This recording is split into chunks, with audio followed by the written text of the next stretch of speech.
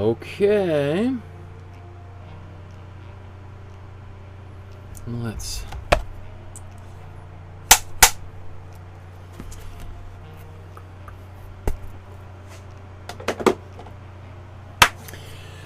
Good afternoon, everyone. My name is Michael Markowsky, and today we're going to be making another painting by another one of my favorite artists. The same artist that we've been painting and looking at all week long, Vincent van Gogh, or Vincent van Gogh, I think as most people would pronounce it. So, we are painting our third Vincent painting today. This week we are painting the Café Terrace at Night. This painting is from, I think, October 1888 at a very, well, actually, yeah, I think it's mid-October 1888, and at a very critical point in Vincent van Gogh's career, because I think just a few days after he painted this painting, his friend and maybe mentor Paul Gauguin arrives in Arles, which is in the south of France. Picasso's been hounding Paul Gauguin for months and months and months, dozens of letters, because Van Gogh wanted to establish an artist colony in the house that he was renting at the time, famously called the Yellow House. It no longer exists. It was destroyed by the Allied bombing and the end of World War II. It was a kind of a two-story house right on this corner overlooking a park. There was 4 rooms that could be occupied by different artists, including Van Gogh himself. And he loved this tiny, well, it was probably a small city at the time, an old Roman town, and kind of between Montpellier and Marseille, and again in the south of France. And he was, at this point in his life, he's reaching potentially his sort of zenith of his powers. He's recently moved from Paris, and he's come down to the south of France, I think a little bit for many different reasons, some of which is he had been staying with his brother Theo, or Theo, but spelt Theo, but in Dutch I think it's pronounced Theo. He'd been living with him for on and off for a couple of years, and Theo was at his limit and was, I think, basically like, I love you, brother.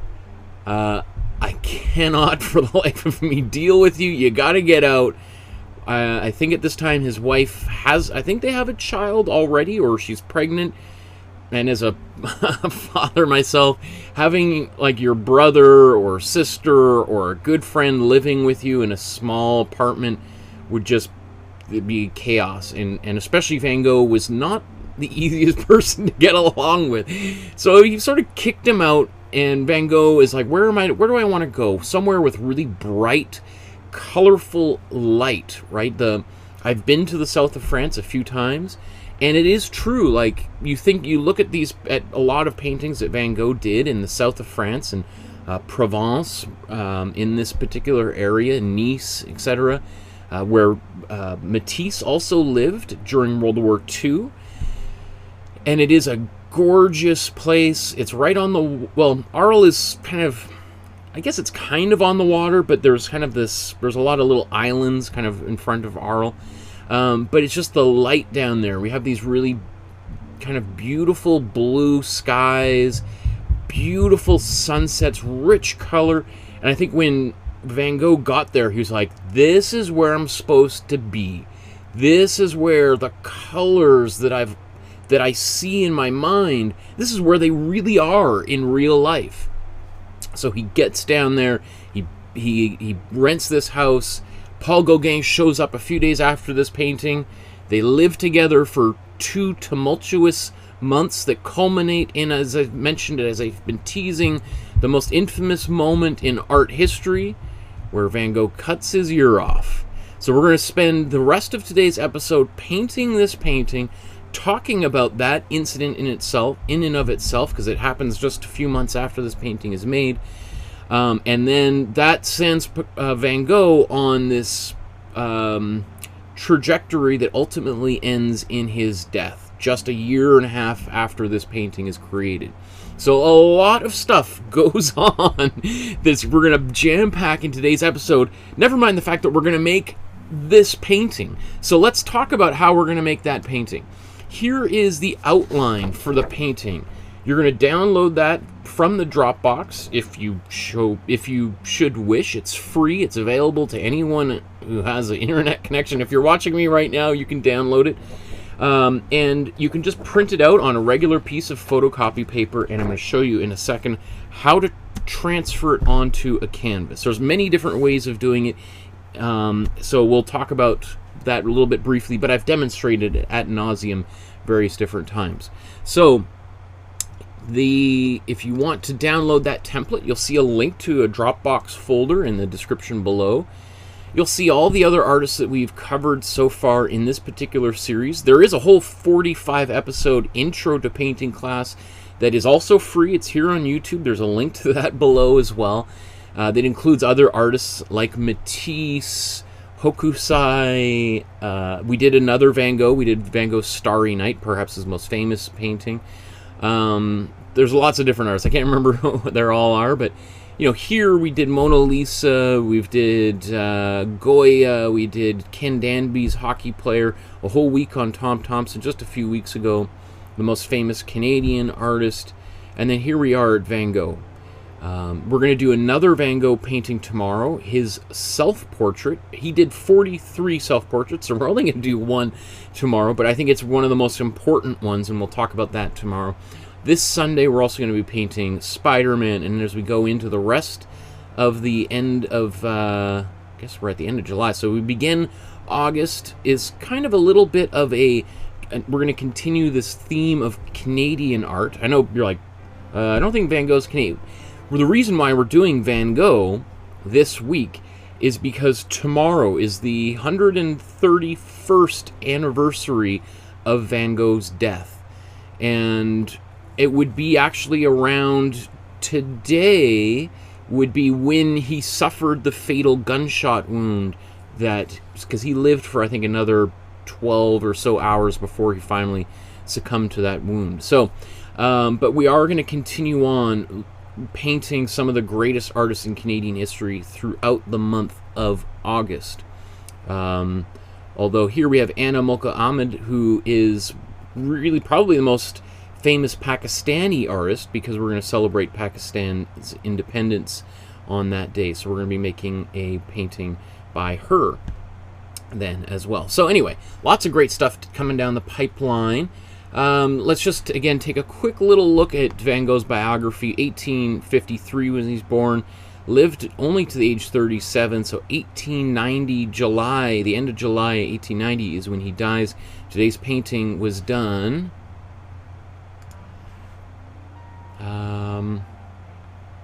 mid-September. Okay, I was off by a few weeks. I thought it was early October. I think Gogh arrives October 23rd, and he's there until December 23rd, I think.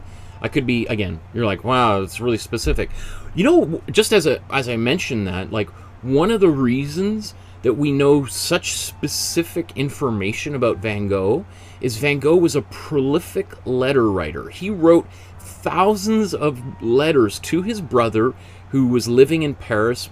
Theo was an art dealer in Paris. I strongly recommend reading some of the letters. They're all online. You can find all those letters online, but they've also collected them. You can get the edited version, which is like a Penguin classic novel that has his letters in it, sort of the best of, much more easily readable. You can also get like the 20-volume set that has literally every letter he wrote. But maybe that is almost, there's very few people, I think, who've ever bothered to read all of them. Anyway, so this is the painting that we're going to be painting. Let's get right into it, because we're starting a little bit later today, so I thought, rather than me babble on for too long, it might be just worth also mentioning, if you're tuning in for the very first time, that since this is Van Gogh week, this is the painting we made on Monday. This is the Potato Eaters, probably his first masterpiece that he created. And then this is Van Gogh's bedroom in Arles, in the same town. This was made around the same time that tonight's painting was painted. And so we just made this yesterday. There was a little glitch. The stream stopped kind of towards the 2/3 of the way in, and I had to restart it. But both parts 1 and 2 are there on YouTube and in the playlist if you want to watch them. I think isn't it so exciting to, you look at this painting right now, this just, shortly a while ago it was a blank canvas, and then within the next few hours it's going to turn out to be a really beautiful colored painting just like that. Okay, so let's talk about how we get this image onto the canvas. I'm just going to play a couple of short clips here, and they're divided into two because the video stopped here. So we're going to be painting on a 9x12 sized canvas, where it's going to be portrait orientation. Here's the original printout, and I'm going to put a little bit of tape on there. You don't have to worry about making it too straight, because all of these lines are a little bit funky anyway. That's sort of Van Gogh's style. So unless you see like a really pronounced horizon line, then I wouldn't worry about getting your painting too straight there on the canvas. All right, boom. Okay, and then I think that one, let's go to this one. The video stopped. So basically all I'm using there is some carbon paper. You can use graphite paper, and I've reused that same sheet many times. Or actually this one, I think this is like the 5th time I've used it. And then I'm just going to go over top of all my lines. I like using a red pencil. You could use a pen. I would use something that's got a little bit of color on it, because you could see right now, you could see where all those lines are. It can get really confusing if you're doing this with a regular graphite pencil from the library or whatever, HB pencil, because you'll be like, okay, which lines did I do? I can't quite see. Red pencil, red pen, all that kind of stuff really helps. And I'm not going to do every single little line and dash that's on the original. Alright, you see here, I'm just going to do a little double check. Make sure I got as much that I need. And then you take off that piece of paper, recycle it, and you can also, again, keep that carbon paper for another time. So, let's move into the painting itself. So, again, here's this. I'm going to keep this, as I always do. I know that was on the screen very briefly, so I'll just put that back up here so you can see it. If you can't find these, I got this at a dollar store, but if you can't find them at the dollar store, which I was actually very surprised that they were for sale at the dollar store, but sometimes they just have random stuff, probably from a business going out of business, but you can order them online. There's a link in the description below from Amazon. You can, most art supply stores will have them carbon paper or graphite paper, same thing. I've also shown many times how you can do this. If you don't have any carbon paper at all, you can just take a pencil, rub it on the backside so that the backside gets covered with carbon or graphite, and then when you put that down onto the surface of your canvas, you can draw lines just like this, and they also transfer onto the surface. Anyway, let's put some paint onto our palette.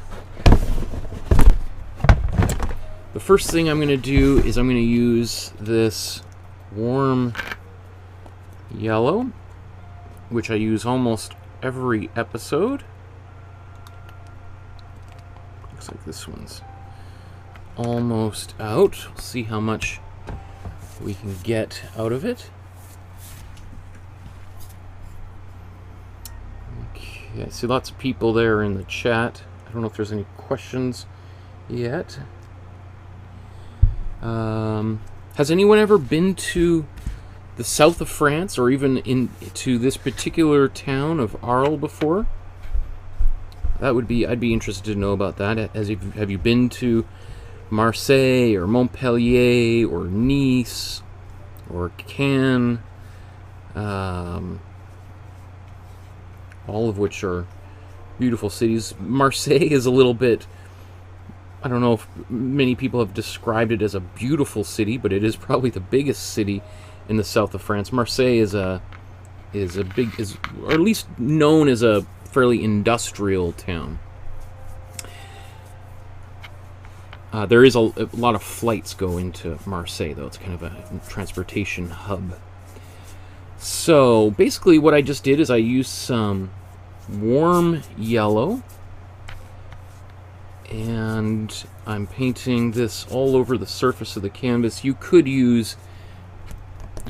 frankly use any color to do this.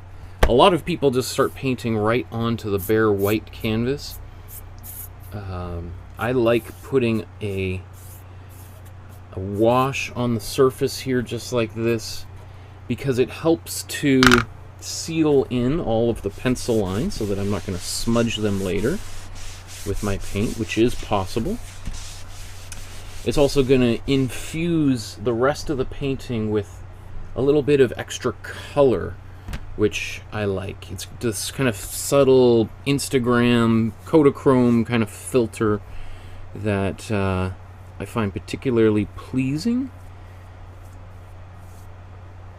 And if you've seen any even the paintings we were just looking at, the ones we did this week by Van Gogh, the Potato Eaters and the Bedroom in Arles, I tend to have a little bit brighter of a palette, a little bit more intense colors. So I you know, that's just my own thing. But Van Gogh probably, to make this painting, put down... He may not have actually put down a ground, because as we talked about yesterday... Where should I put these? Maybe. Let's put this one here. He was painting primarily on linen, what we often call today as Belgian linen, which you can get from your art supply store. Belgian linen it looks like canvas, but the weave is a little bit tighter, thinner, and less textured. I, for a long time, painted on linen just because I love the look of raw linen. It looks, we talked about this yesterday, it has a bit of this kind of color. I should have... Do I see any of my old paintings around here? Actually, I'll just show you something really... Actually, here is one, yeah. Okay, one second. Probably gonna get paint over all these old paintings of mine. So, this is a painting that I did... It's 2009. This is a long... Seems like a long time ago. So... This is a painting. I really like this painting. My wife doesn't like it, so that's why it's down here and still in the studio. But this is what I really like. I used to do this all the time. Is I liked painting on canvas that looked raw. Now you don't really want to be paint directly on raw canvas because it's a little bit unstable. Canvas will expand and contract as there's moisture, humidity, temperature, you know, which could cause paint to crack. Now we're painting in acrylic, it's not going to crack, but it could cause the canvas to kind of buckle, like if you ever painted watercolor onto just photocopy paper and it kind of wrinkles a little bit. So what you want to do is you want to apply clear gesso as opposed to white gesso onto the surface, because it looks like raw canvas, but there's actually this clear paint on there that stabilizes the canvas. So that's what it looks like when you paint on, you get the raw canvas quote-unquote look. This is another painting. This one is, I think, from 2005 or 2006, and you can see this is the difference. I was going to turn them both over. This is Belgian linen. So you see this color? This is the color that we're going to see here in a second when we take a quick look at Van Gogh's painting. This is the look of Belgian linen. And this is, again, an old painting that I see. This one... so you can see how I like leaving these little gaps here in the canvas. And Van Gogh, increasingly towards the end of his life, in this particular period, uses that raw, exposed kind of quality. So, just to give you an idea, because people will ask about that different kind of stuff. Okay, so yeah, let's take a look at the original and think about now how we're going to proceed here.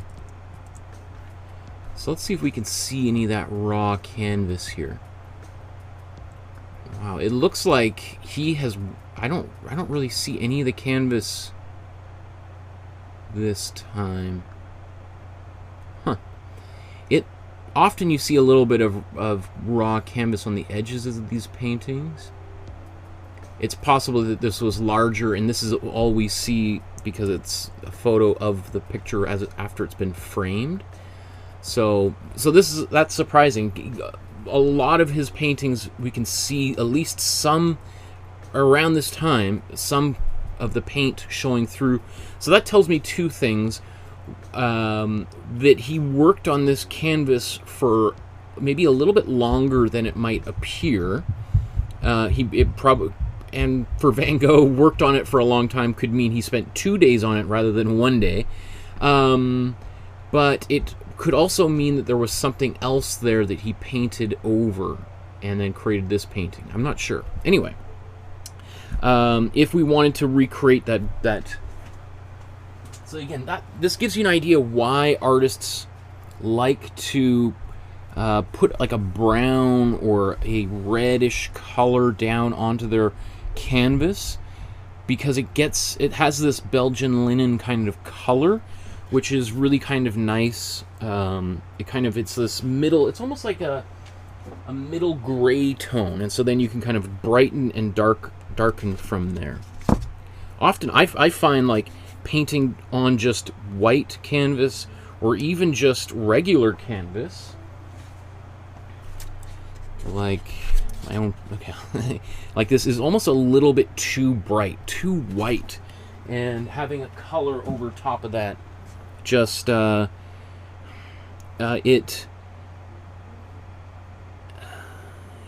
you know, one of the main things I mentioned this yesterday is that it just sort of gets rid of the whiteness of the canvas, which is, it's sort of like you're just like, wow, what do I do on this? There's so much empty space that has yet to be touched. By putting any color over top, it already feels like, okay, the painting has been covered with paint, so I don't have to worry about what's the first mark I've done. It's already done, right? So let's actually, there's still quite wet. I'll blow dry that in a moment. Let's get some paint on the palette. We are gonna paint, I think, every color in our limited palette tonight. So let's just get all these out here.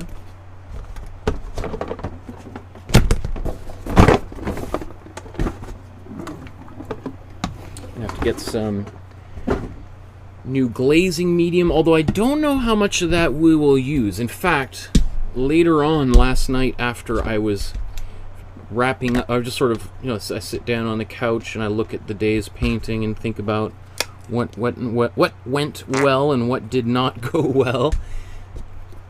And besides the technical glitch we had yesterday, I think things went really well. I was like really pleased with the result of the painting, except for the fact that I decided to do a little bit of glazing right at the very end to kind of brighten up the ground and change the color of the floor of his bedroom. And at the time, I was just like, oh, let's just do this really quick. And then immediately, okay, so this is out.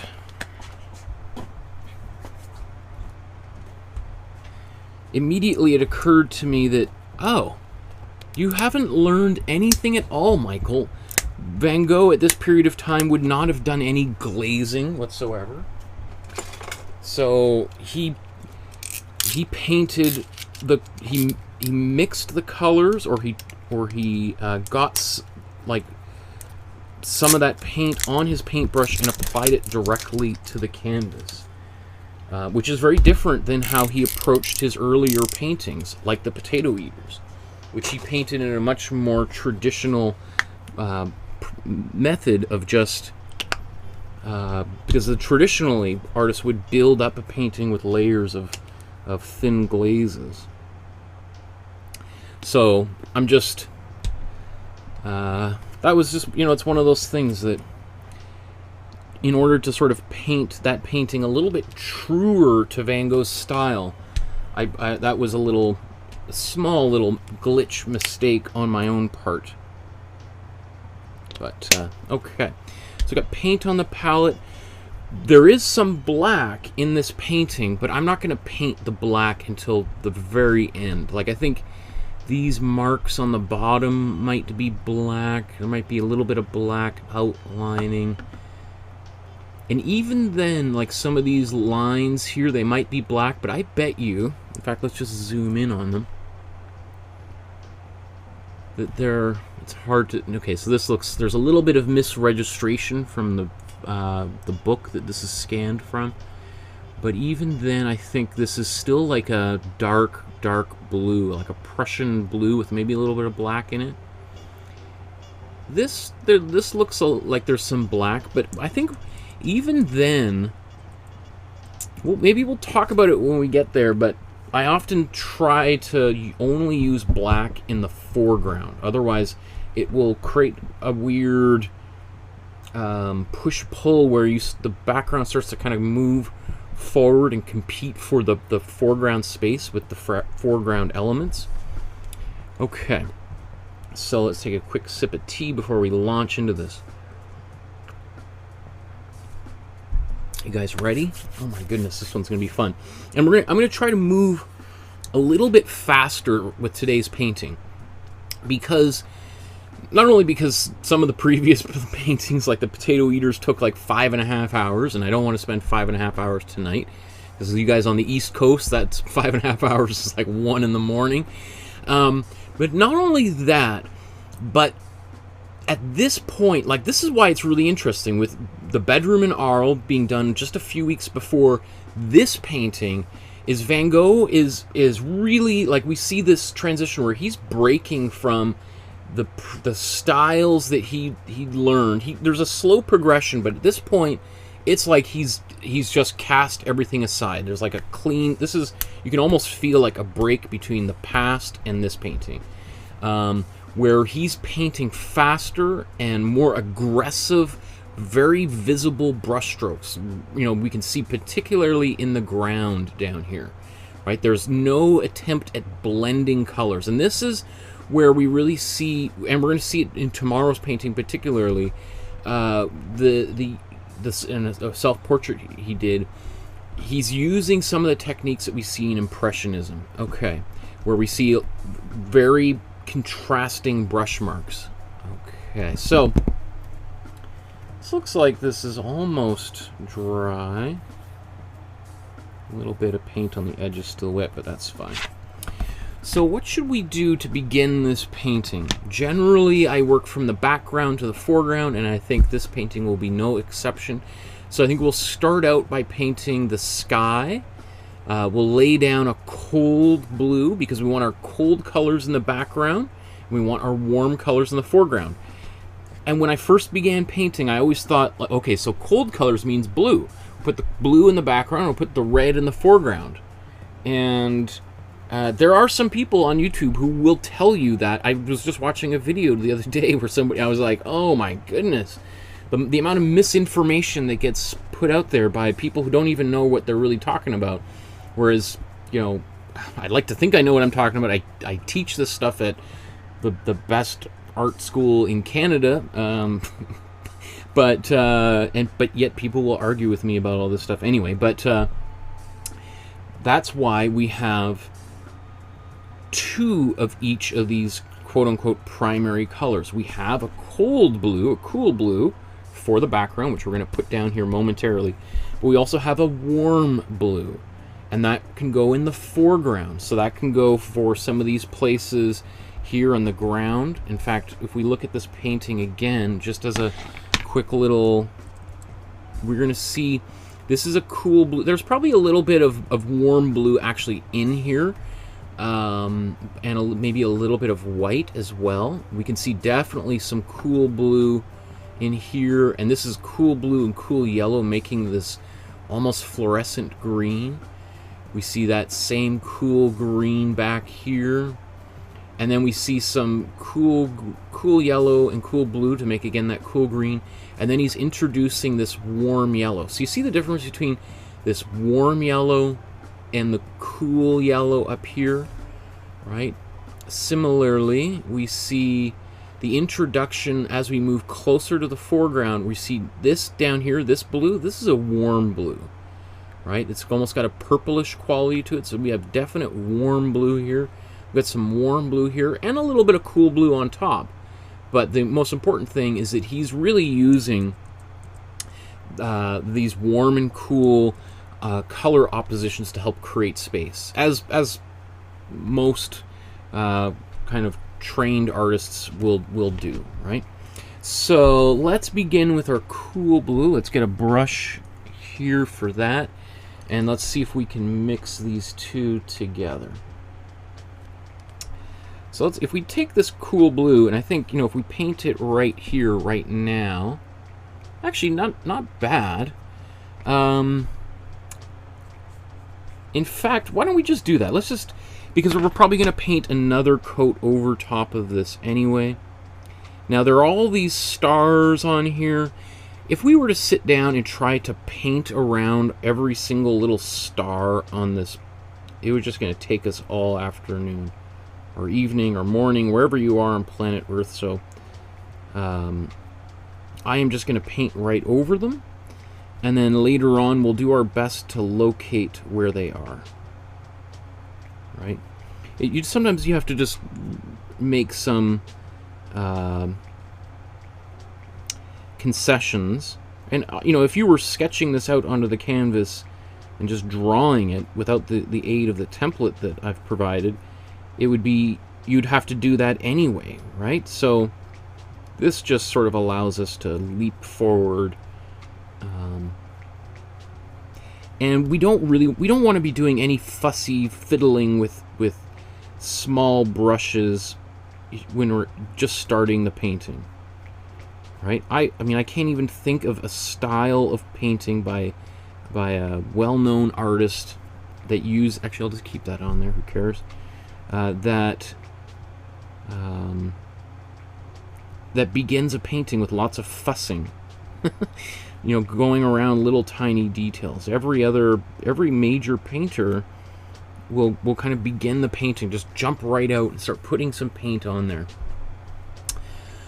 Okay, so that we've got our sky in here. We're gonna paint another layer over top of it, which will give it a little bit more solidity. Let's think about these windows and things here. They're also going to be blue, this warm or cool blue, sorry. How about let's just add a little bit of white into it right now. So let's put some white into this color. And let's just paint this.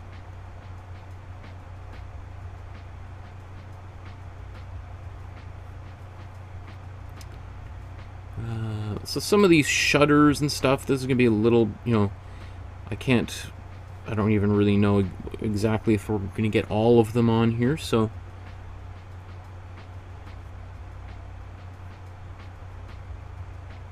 just do your best. I'll probably paint out some of these lines. These are what's going on down here? This is... That's okay. I think there's noticing this area here, the top of the awning. I wonder. Well, we'll make sure we get that shape in here. I'm not exactly sure yet how it looks, so I'm just gonna paint. We're gonna put paint over everything. So don't. I'm kind of talking to myself too when I say all this. Don't fiddle, Michael. So you're thinking like, man, he just keeps.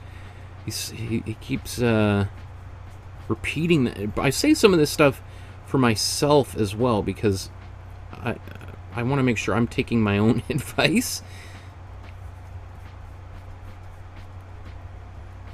So we'll just kind of take this in here and just kind of let it blend out as my brush gets a little bit dry. I'd say this would be probably pretty close to how he painted as well. Like, he would probably lay down, in fact, let's keep it zoomed in, and let's even zoom in a little bit more.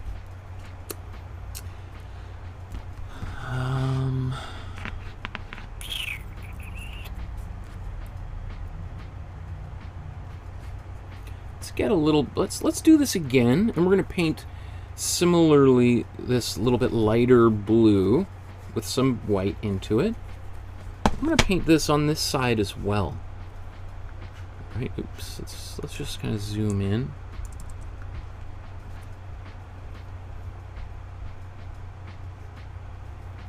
Maybe I'm going to bring this building up a little bit. Make another building, so okay. Nice kind of tunnel, like canyon kind of form here, where it's really kind of bookending the sky. So I'm just gonna paint this.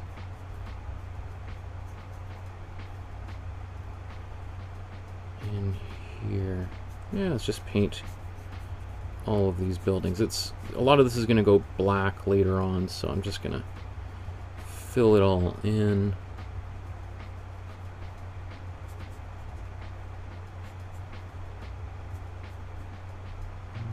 We can just keep on going down here.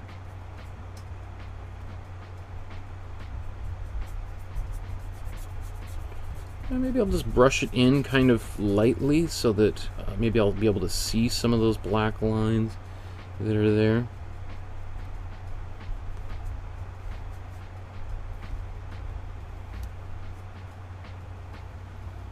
So I'm going to mix just a little bit more of this. Let's see. Let's go up to...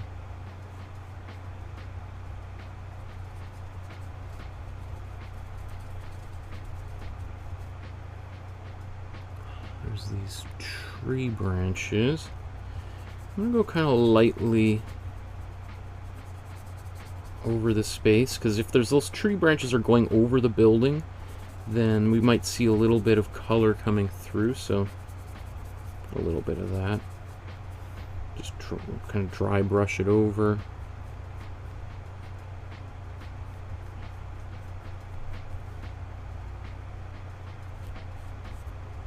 That's a doorway. It should be a little bit lighter, but that's pretty good.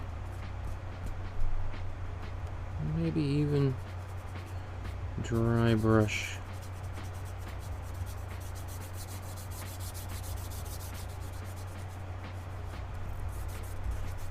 A bit of that. Right, that kind of feels great just to kind of... Oh, and this building, I don't know why I forgot that. Why did I not do that? So that is this building here. It does seem like there might be a little bit of warm blue mixed in, but maybe we'll save that for later.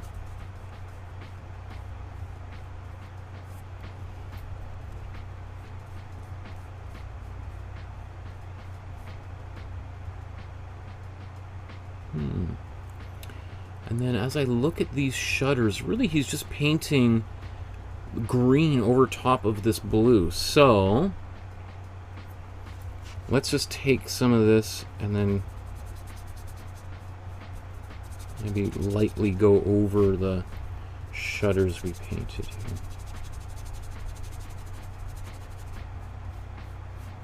It's a lot of just dry brushing in there. So you can still kind of see them, or at least I can see them on my canvas, and hopefully they're still a little bit visible for you as well. So why don't we just zoom back out, just so we see, you can see where I'm at thus far in the painting.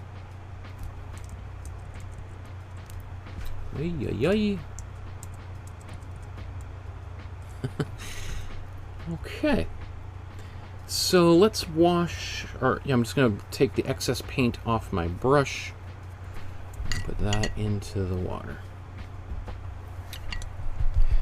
And while I'm here, might as well just clean off these brushes so they're not sitting there.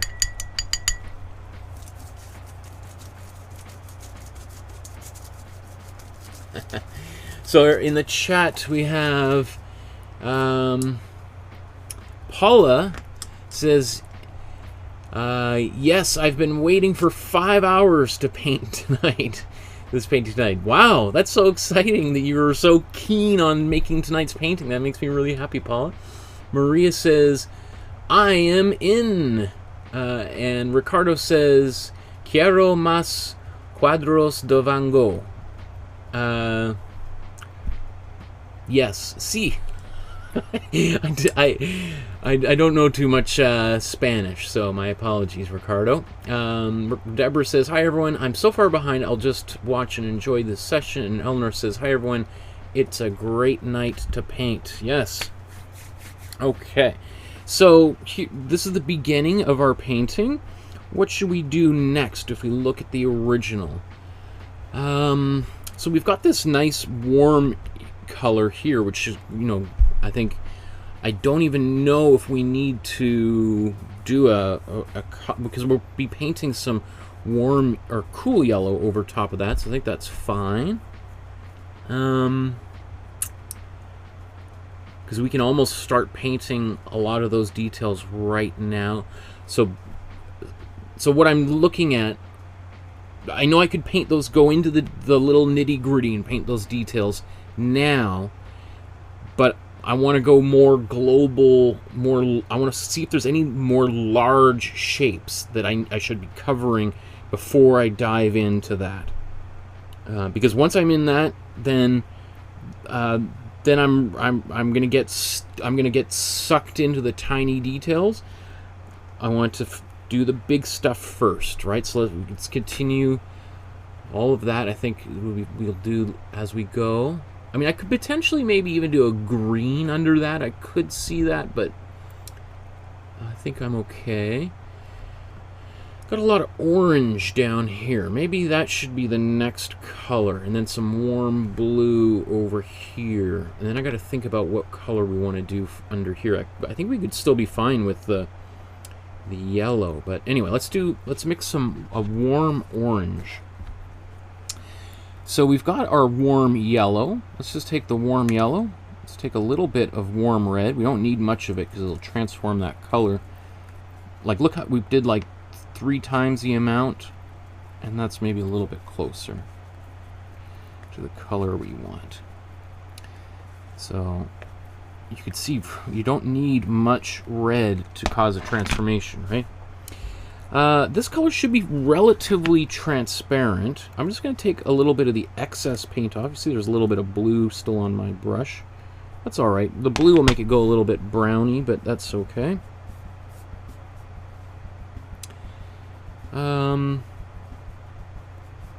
If you can see the pencil lines through, I'm just going to go right all the way to the edge and just go like this. In fact, it kind of continues down here, doesn't it?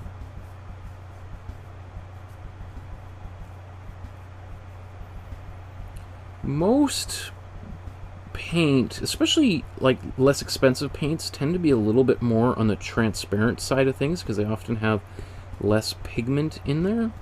So if you're using cheaper paints, you should be able to paint with a lot of these colors and be able to see some of your pencil lines here. It's only when you add the white to it where they become really a lot more opaque. More expensive paints can have a higher amount of raw pigment in there, and that raw pigment usually will make the painting more, that paint more opaque, less transparent. Okay. So I'm just thinking about this ground, the sidewalk, these cobblestones. Let's just take a little zoom in and see if we can see, is there any color that is more prominent down here that might be a good color to put there?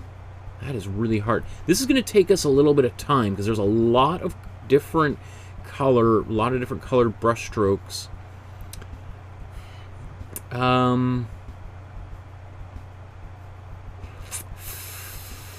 think we might put a little bit of blue and yellow here. And so maybe before we do that, why don't we put some of the warm blue on the doorway, and then we can add color to it as necessary. So I'm going to wash this brush off.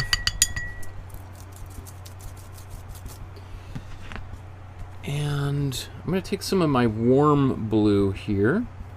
Right. I think it's going to be transparent enough, but it might be a little bit too dark. So let's take a little bit of white.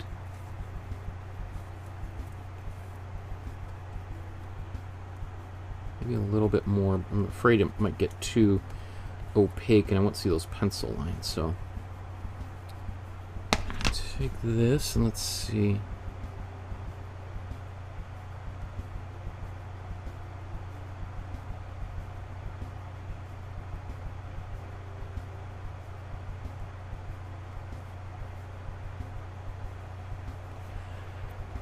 Just paint this all the way down here.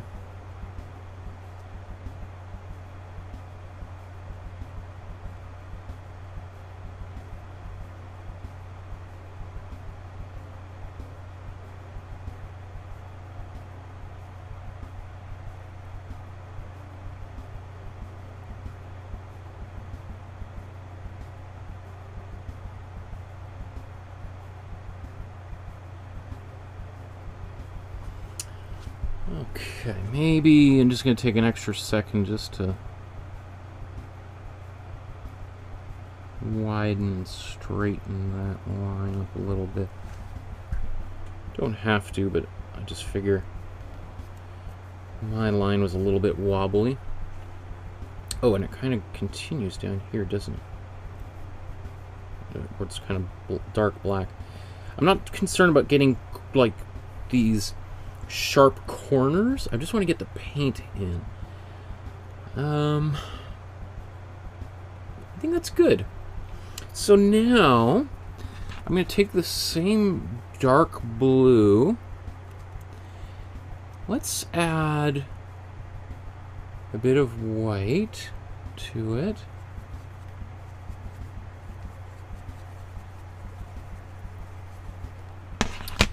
I'm going to paint this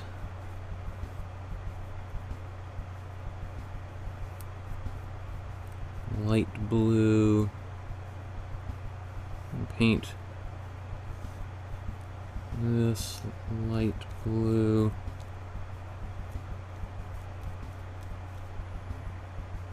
Maybe even just continue this out to the right here. I'm not exactly sure this is exactly what he did. I don't know if he did this here. I'm using my best detective skills to try to work my way backwards in time. And then let's just maybe, as the brush gets more and more dry,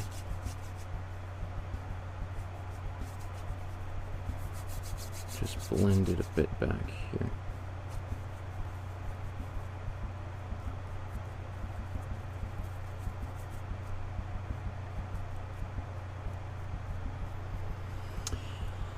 And, you know, I'm just going to do the same thing down here. He might have put looks like almost a little bit more white into that color, so let's just do that.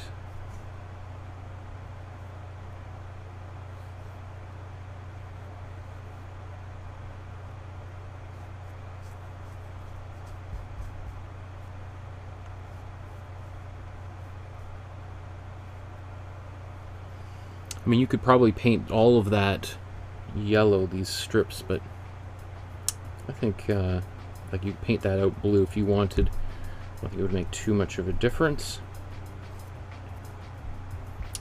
Okay.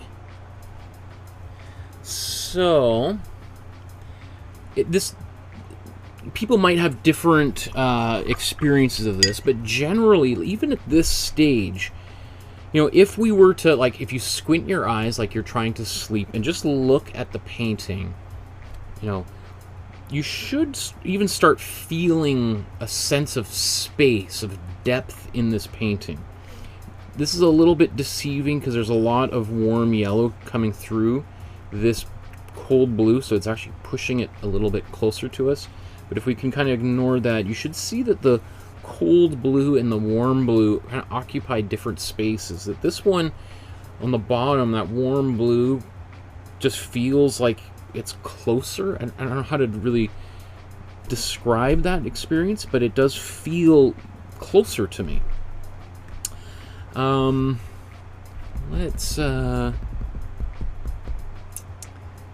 just looking around here, thinking about these areas. Can I paint? I might mix a green in here. Maybe before I even do that,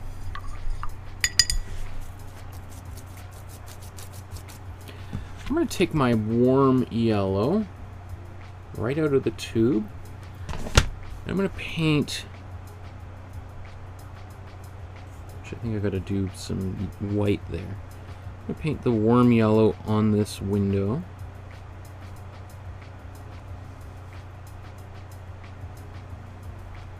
And that will kind of really help, because we're going to paint some cool yellow over top of it. But I really want that there to be no confusion whatsoever that this is a shape that's closest to us. Likewise, these windows. Once we paint these, I don't know if we'll have to do these, or these are doorways, right? Doorways into the cafe.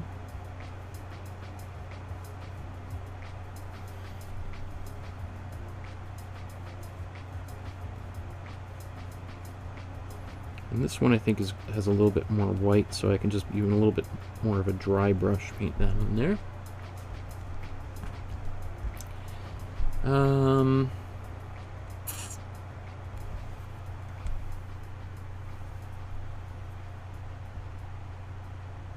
just gonna go in here with a little bit of white. I overpaint. This is a doorway, so I want that to be nice warm light coming out of there. So I just took a bit of white paint. I know I say don't fiddle too much and you could put any color anywhere, but when we have glowing effects, that kind of thing is a little bit more important. Okay.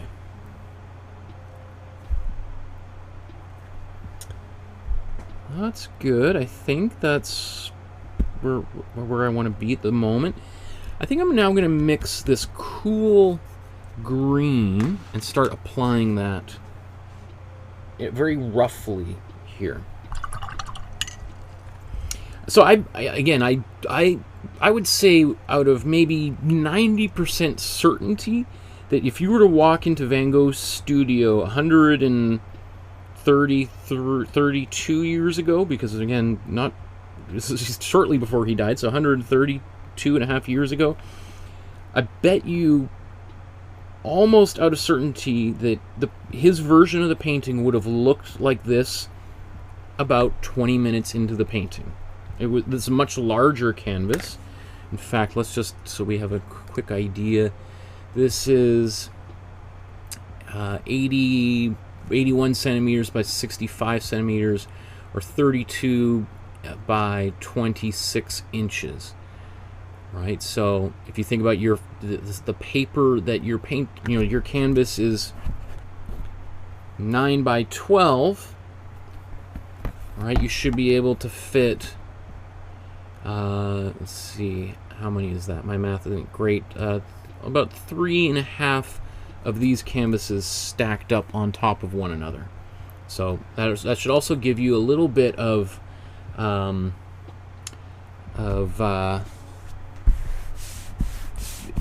some sense of he's got a canvas that is literally at least 3 times larger, 3.5 times larger than this one. So he has a lot more room to play with and to get detail into the canvas. Okay, so let's mix our cool green next. So that cool green, and this is going to be a pretty intense bright color, which would have been quite unusual for this particular time, like almost to the point where he might have been like, just mixing these colors directly. I'm actually surprised that they even had a color quite this bright at this particular time in history, but it needs to be a little bit lighter.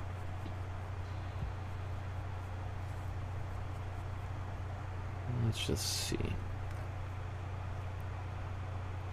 I think we're pretty close. So I'm going to take this cool green.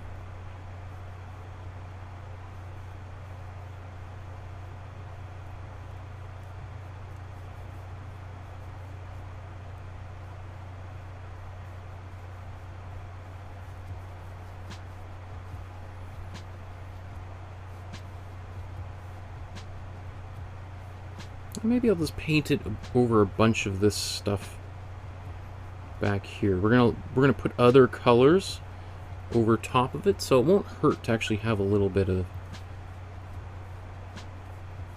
this here.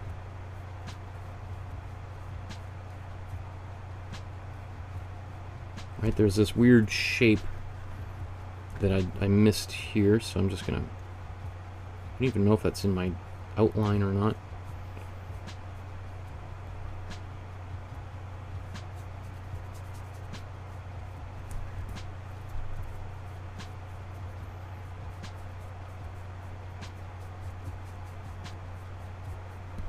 I don't need to fill it all in. It's kind of nice to have a little bit of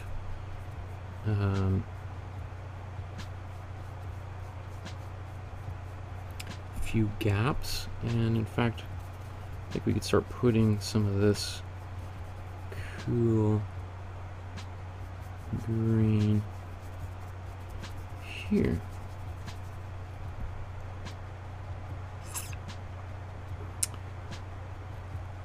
And then I think I'm just going to throw a bit of it onto the ground here.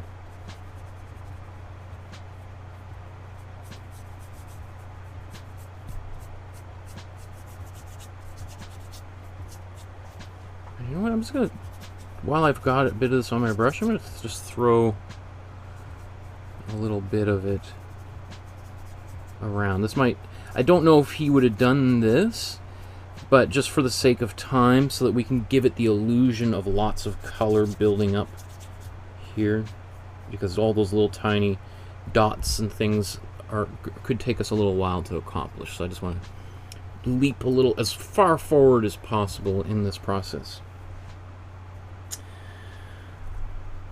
Okay. I think, is this white dry? Oh, that's dry. So I'm going to paint. I'm just going to take my warm yellow again.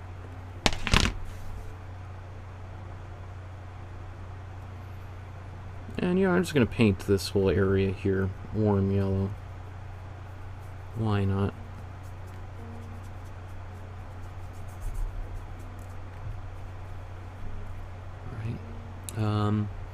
And in fact, I can take this warm yellow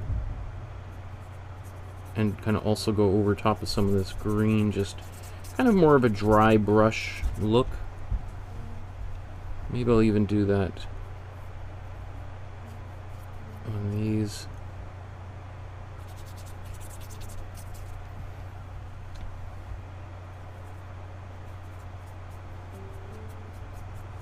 Just really quickly, right? Almost like scribbling in that paint.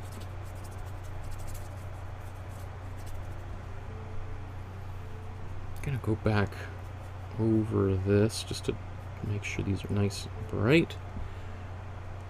And heck, why don't let's just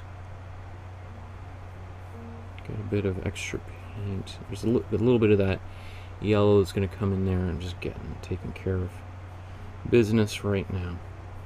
Because now I'm almost starting to get into the fiddlery aspect of things. So this would be, if you were painting with oil paint, this would be a great place. If your goal is to finish this painting with oil paint, this would be a great place to switch, to let this dry, and then complete the rest of it with oil paint. Remember that you can paint oil paint on top of dried acrylic paint, but you cannot paint acrylic on top of dried oil paint, or otherwise the acrylic is not going to stick to the oil paint and it's going to fall right off.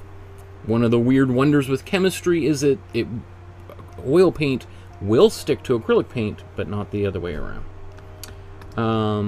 Oops, just got this. Okay.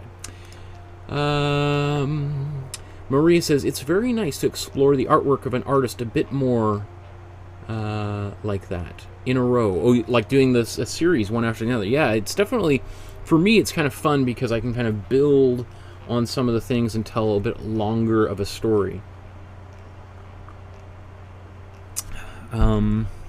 We're going to be doing a whole week on Picasso in October. And I am contemplating doing maybe a couple of episodes on a Canadian artist, Doris Markowsky. That's my grandmother's name, Doris Markowsky. Doris McCarthy in August. Because I really like her work, and I've had a really hard time trying to decide which of her paintings to do. So anyway, this looks pretty good. What should we do next? So for like half an hour or so of painting, 45 minutes, and to have all of that in place makes me really, really happy.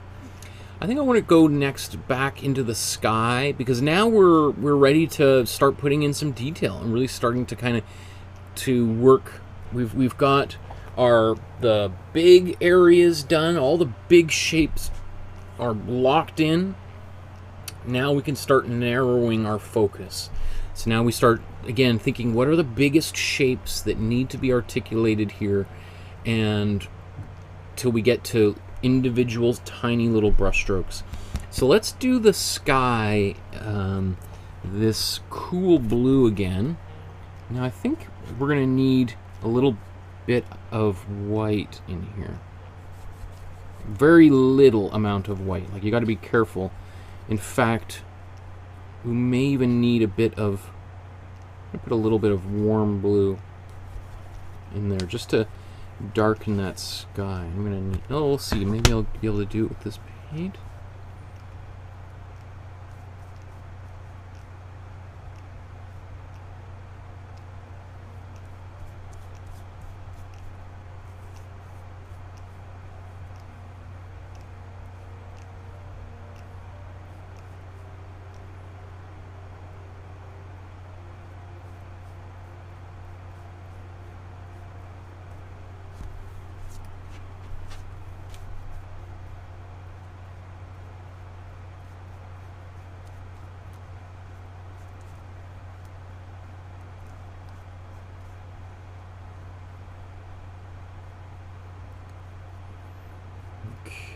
And that I might go back over with, you know, there's still a little bit transparent.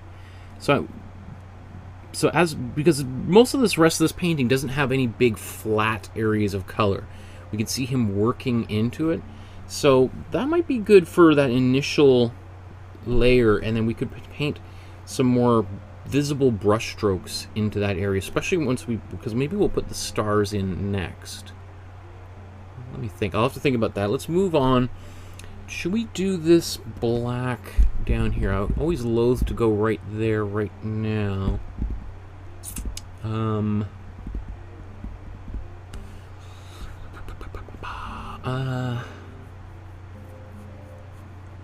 maybe we're there already. I didn't. How about this? Let's do that before we go to. So I think that wall is. I think we need some more cold blue on here.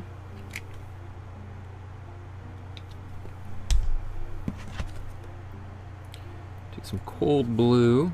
Take a bit of warm blue as well, and some white.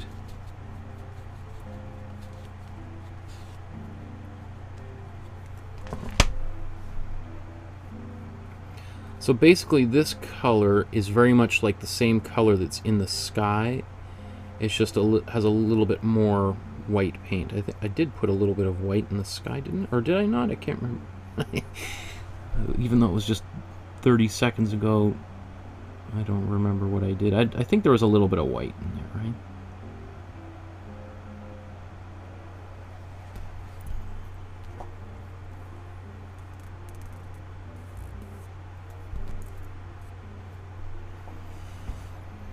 Okay, a little bit. So it has just a bit more warmth in it than this, right? Also because there's more warm blue in there. Anywhere else that I can put this color? Can I put it in here? Interesting. Let me just take a bit more warm blue. And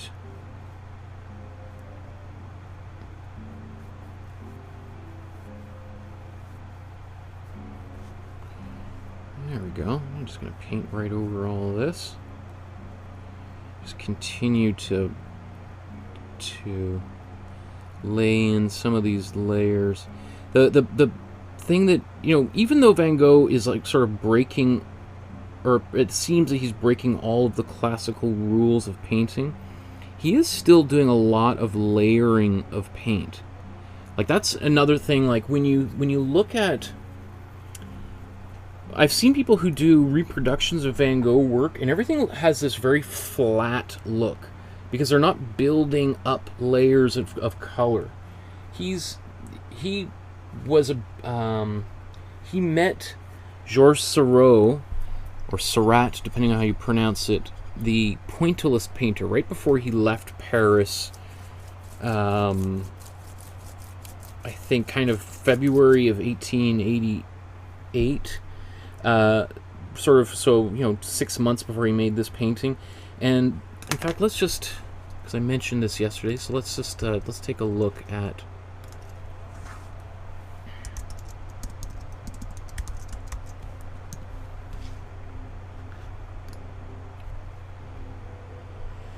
so these are Georges Seurat's paintings, right? You may have been maybe familiar with this image.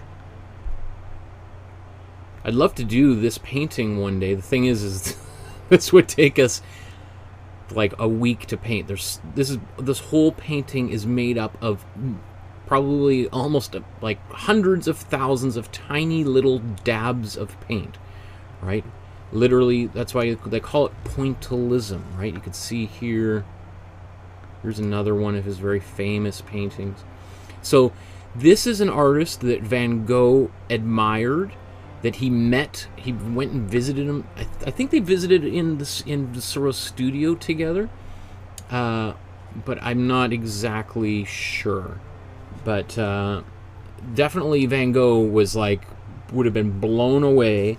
Probably was just bombarded Seurat with like questions. How do you like? What are you doing? What, you know, like what are the best color combinations? And I'm sure Seurat was like, man, this guy is intense.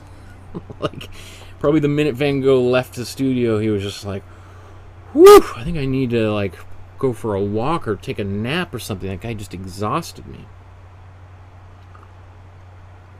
And I imagine Theo, who probably was there with him, was after like came by like, I'm sorry, I know my brother's a little intense. He's just really excited about art. He's really only started painting a few years ago. He really takes it seriously. And Seurat's like, yeah, I mean, I guess it's exciting that your brother's so into art. He's just like, I don't usually have people who are that keen about understanding a process and stuff. Okay. So, what should we do next? We've got, let's see, all these colors. Got the greens in. I guess, should we do... I guess let's just do this dark color in the background. We're there. For me, it seems like we're not quite there yet, but I guess we are. So, you know, I think what I would probably do myself is start painting in little dabs of color for these figures here. But I think we'll do the black lines and then paint color over top of them, because it might be a little too confusing for some beginner artists. So let's mix our darkest color possible. That's also going to be a cool color. That cool color, where should we mix this? Let's do it over here. So we'll put our, well,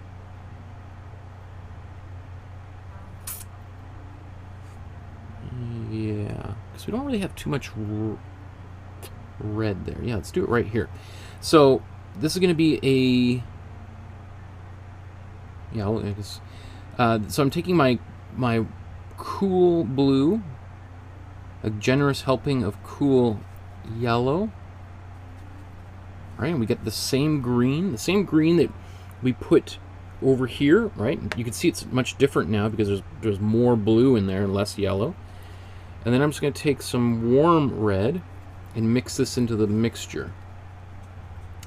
And because they're opposite from one another on the color wheel, they go instantly really dark, right? It turns into basically almost like a very dark, almost black, grayish, muddy, greenish color. If it's too green, that means you just have maybe a little bit too much yellow in here. We add a bit more warm red in, and then it's going to go maybe a lot more brown. All right, so if it goes too brown, then let's just add a little bit more blue. In fact, let's put that blue right into that color.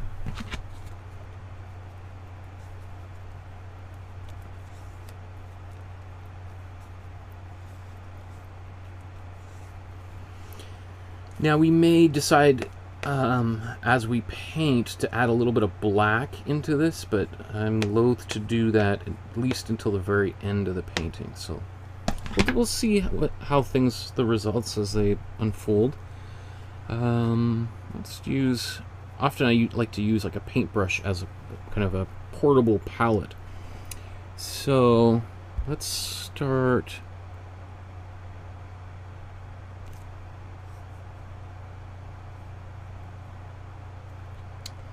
We can paint this almost all the way down.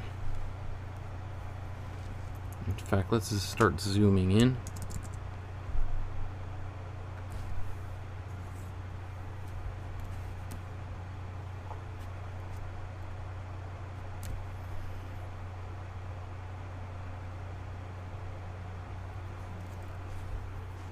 Now there's windows and such here. I think we'll do all that separately.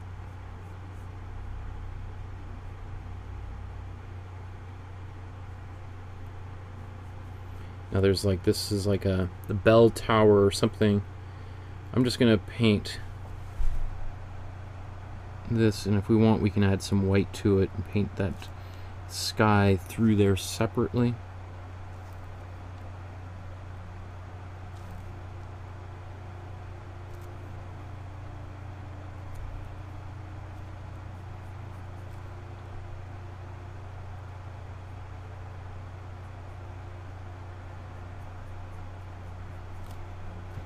Okay, and let's just come back down for a second. I'm just going to take this color, paint it downward, and you can see that there's almost like a bit of a dry brush going on in some of this. So just like I'm going to paint it and kind of just scrub it around a little bit.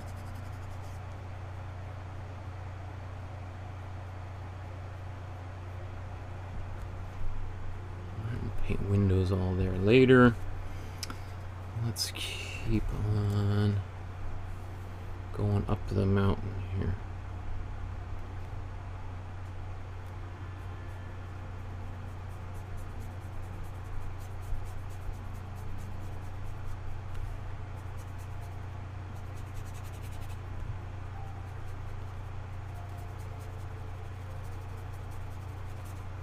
All right, so there's going to be leaves and things there, but we'll still want to have some color, or this darker color and those blues in between. Let's move this here, and we're up at the top corner of this painting.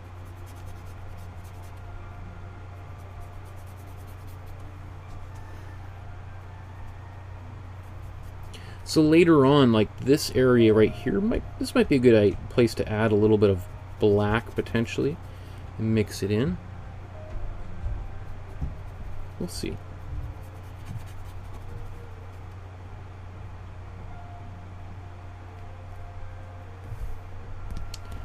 And then just going to put some of that down there.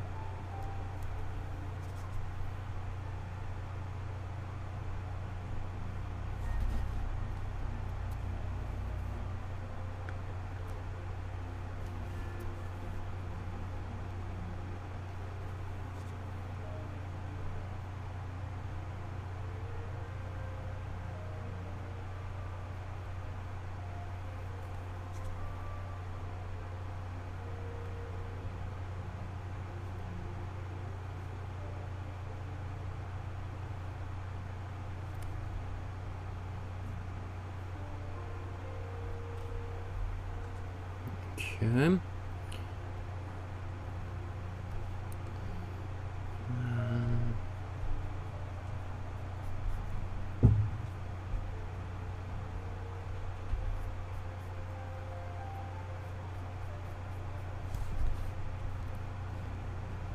Sorry, just to make sure that's visible and on camera. Okay. Well, yeah, I won't even bother doing the lines on the windows because I don't think we're quite there yet. Let's just sort of zoom back up top.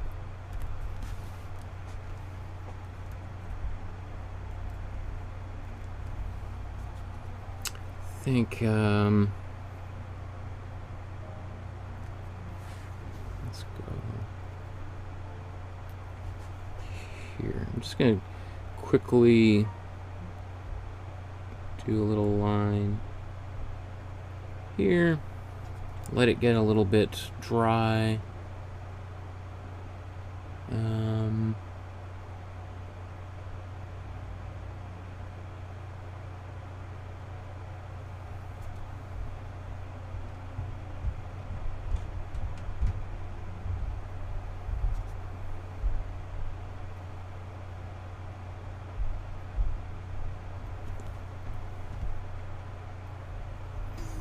Right, there's this kind of little ledge on the...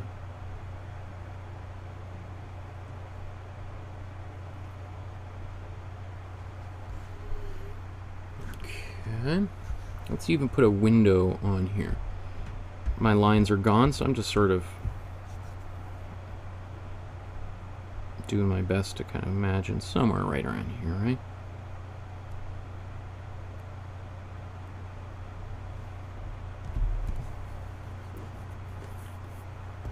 Okay. Let's just keep on going. I'm gonna. Looks like he's painting in a few of these lines. I don't know if he drew with a pencil on the canvas first, but he definitely put some of these darker lines in. Now we're gonna paint over some of these lines, but it'll be kind of nice to see them showing through anyway.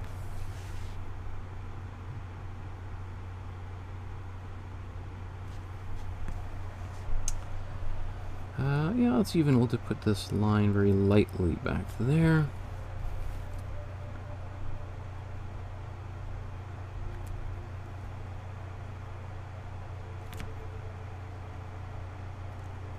Just want to draw this imaginary line down there so that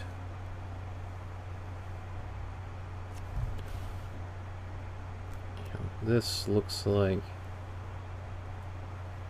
I'm just going to thin this building down a bit here.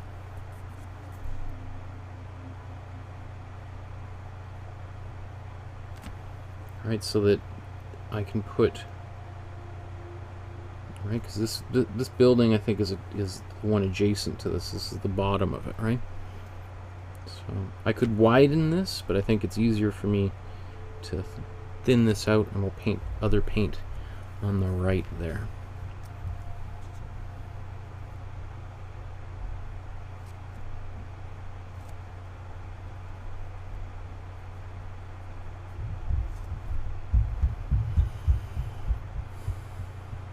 And what is that? What do you think? Is that a horse carriage? Like, that's kind of, that stuff is great details.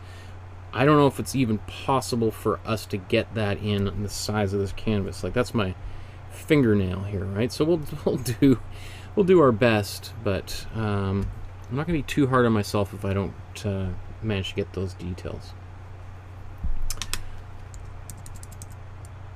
Okay.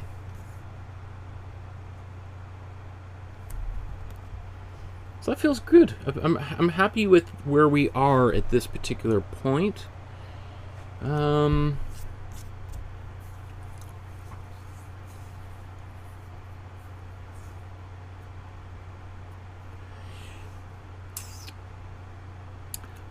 think next what we should start doing is really getting into now his style of brush marking, brush strokes. Because we want to do some of that in here on the sky, down here in the ground. Okay, so I think I need a sip of tea.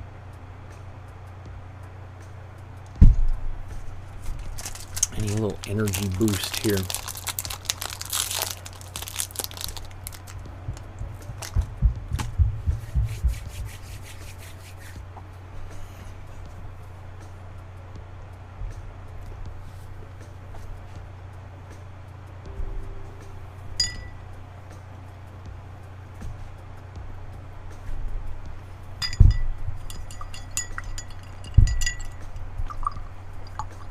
while I'm chewing that snack bar, good idea to quickly wash a few brushes.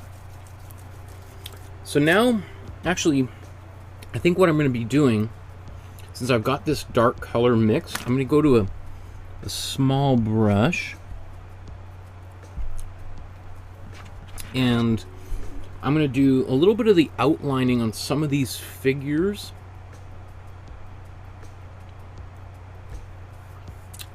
Yeah, let's do that. So I get this dark paint on here. I might go over some of these lines later on, just as a FYI, but let's start here.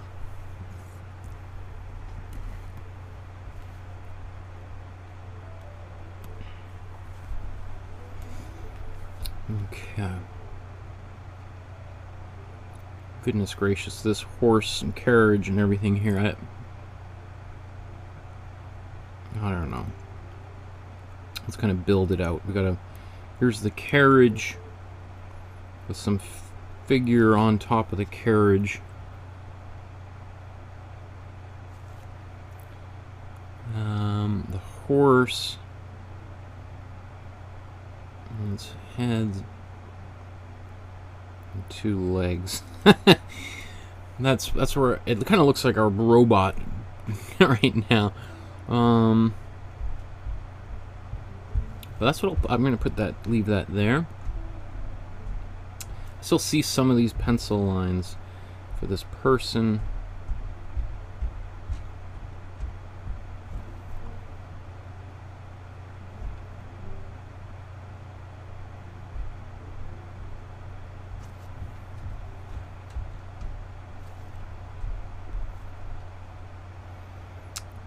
This woman in red here.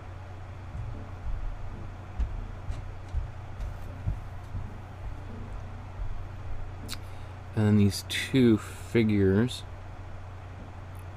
I have to be careful that they don't get too big, and then I have some weird problem where these figures look 10 times bigger than the people that are next to them sitting at the table, or vice versa, right? So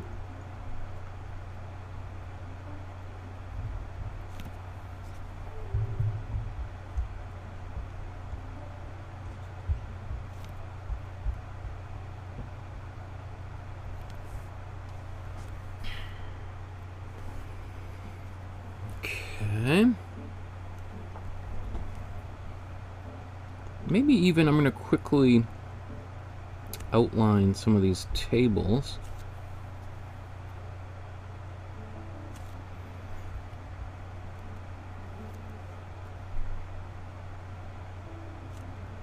It's hard to see all these lines here, isn't it, through all this.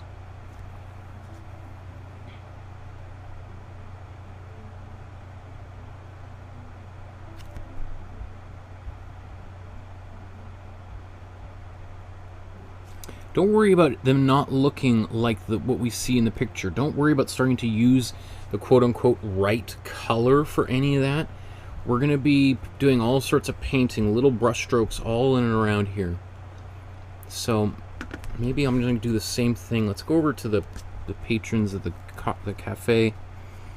I'm just going to work my way left to right. We've got this fellow going in or out.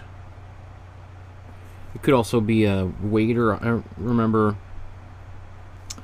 you know, in going to cafes in Europe, and often like the staff would just sort of lean against the doorways like that.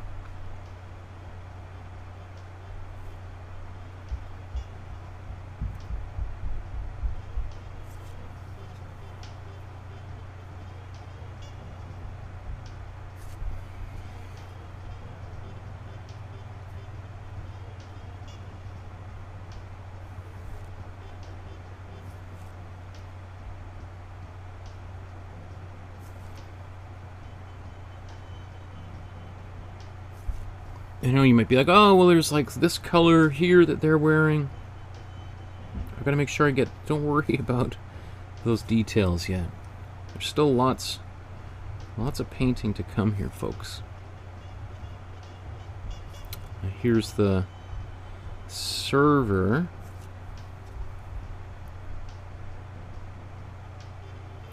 As I was doing some research on today's episode, I was reading that there's someone who wrote an academic paper that suggests that this is Vincent van Gogh's version of The Last Supper, and that there's 12 people surrounded by a singular Christ-like figure in the center, and there's the crucifix in behind him, symbolized by this back window.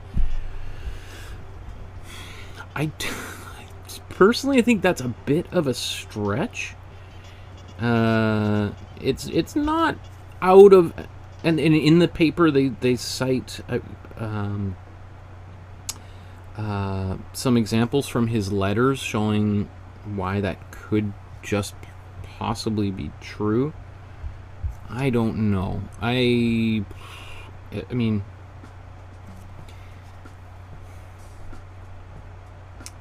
it's, yeah. He may have said to himself, like, hey, you know, while I'm painting, maybe I'll just make 12 people here to, like, why not? Like, artists always do little things like that. Like, if you're just painting a bunch of random people in the crowd, like, why not say, okay, well, I'm going to put 7 people in there because that's my lucky number, or I'm going to put 13 in there, or, you know, I'm selling it to somebody I don't like, so what's their least favorite number? Okay, I'm going to paint blah, blah, blah. In, you know, artists are always, like, doing little silly things like that in their paintings.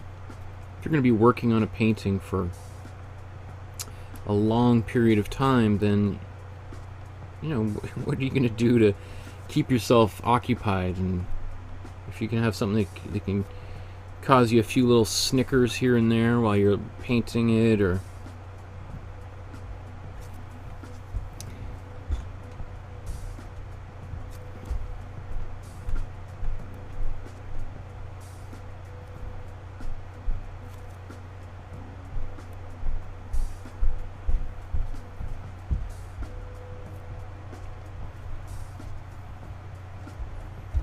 so, again, you know, some of these lines I might paint red later on. I might change the color. Mostly what I'm just doing here is just making placeholders for myself, because we're going to put some vigorous brush strokes even in and around here. And if I just leave these as pencil lines, then it's all going to get lost, and then I'm going to be, you know, struggling. Now, Van Gogh, I'd be willing to bet, well, now that I'm looking at it on the screen, he might have just done exactly what I'm doing. It's hard to say, but if he was painting this, he might have just decided, okay, I'm going to paint this all orange, and then start putting these lines over top of all of that without any pencil lines.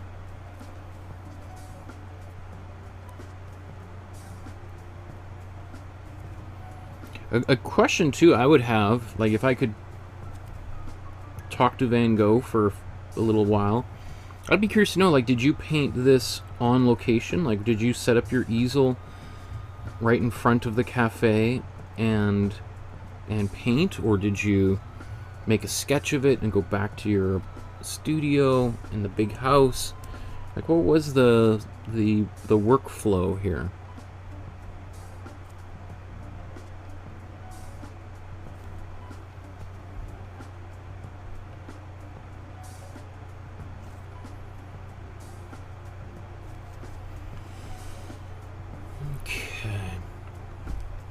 Again, let's zoom back out so we can see where we're all at.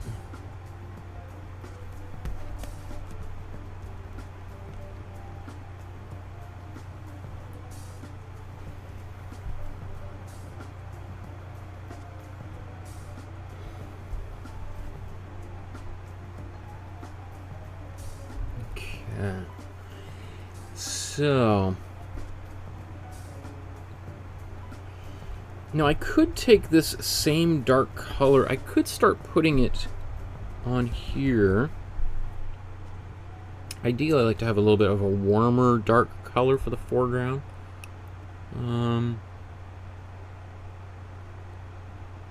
Yeah, I think I'll just hold off for a second.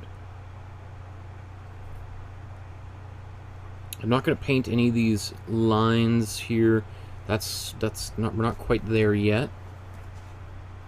So I'm just going to clean this brush.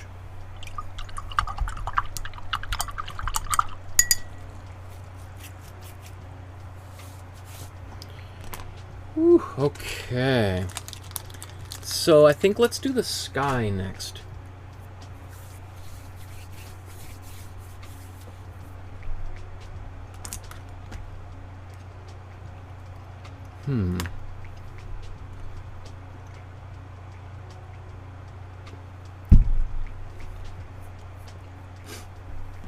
And so that sky should primarily be the cold blue. And I don't know if this is going to come across on camera, but let's take a bit of white, put it there on the side. Maybe I'll start with a little bit more white on here just so you can see this technique. And you know what? Maybe I should do the stars on there first. I don't know. Maybe I'll save the stars for a little bit here.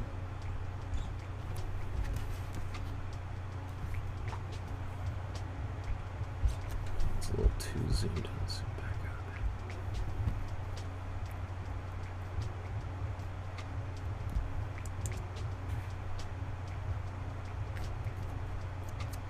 Okay, just make sure I get all that on camera. So what we're going to do is kind of a cross-hatching almost here. So we're going to build up the sky with lines, vertical and horizontal lines.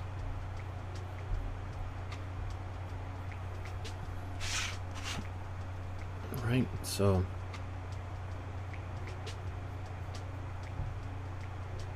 I'm using maybe a little bit of a thick brush here just to keep things going, but you could use a thinner, smaller brush. And notice how I'm kind of going all over, trying to keep moving as much as possible. And you see how fast I'm going too. I don't want to get lost in the weeds here in this process. I just want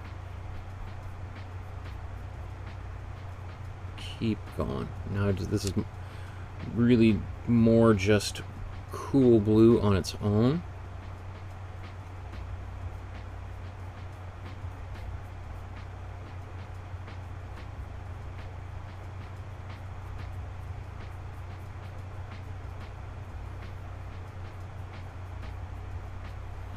I'm going to take a little bit of warm blue and mix it in there.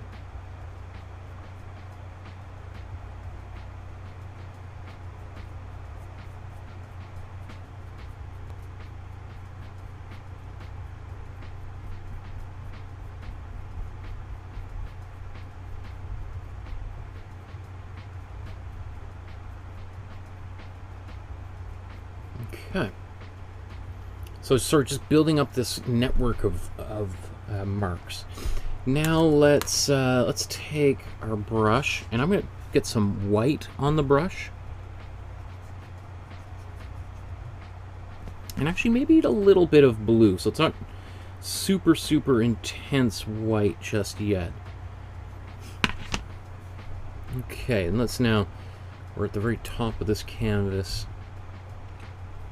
Let's think about where we want to start putting these. Maybe let's build out from where we know things are.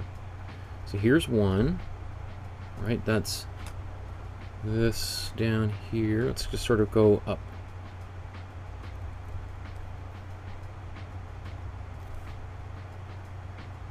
All right, and think about where's this next one. It kind of lines up almost at the bottom of this. Almost directly above here.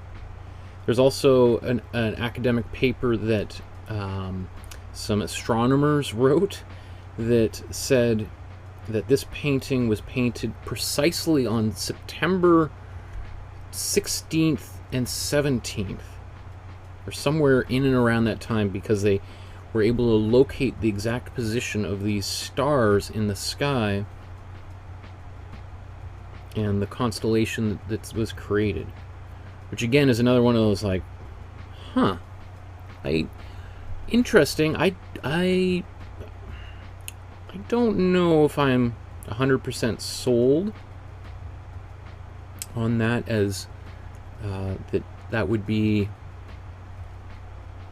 it's possible. I haven't read the paper itself, but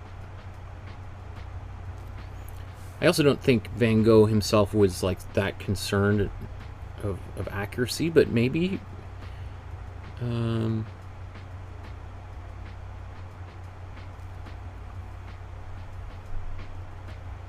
this is a bit of a bigger one, so just so it's a little bit clear for people.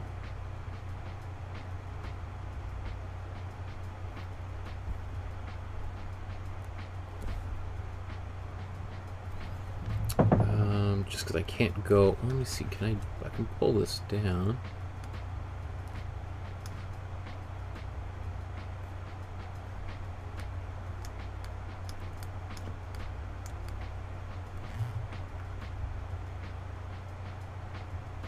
So that, right, because we have a little bit more room on the top of my canvas, right?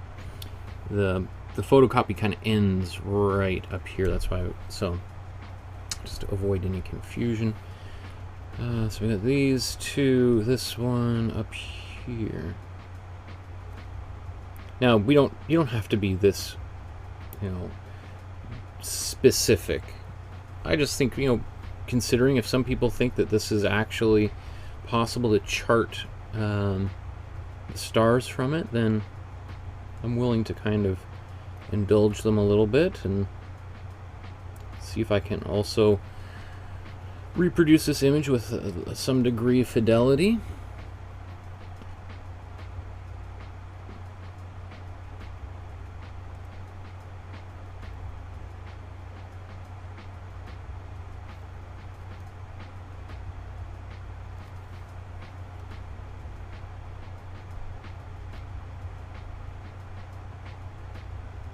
So that one's being cut off by the top of the screen there.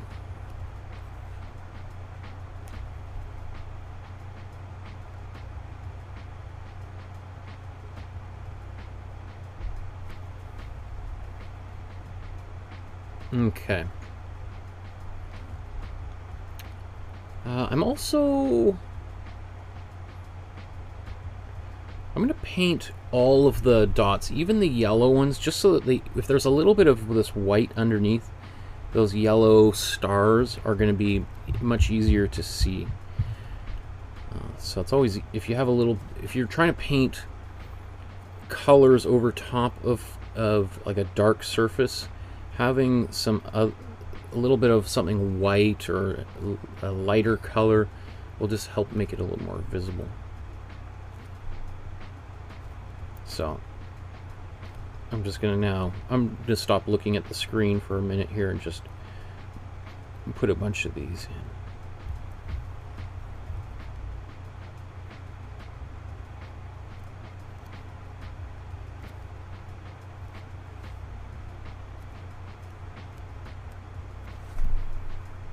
Okay, now I'm just going to take some white right out of the tube, and I'm just going to go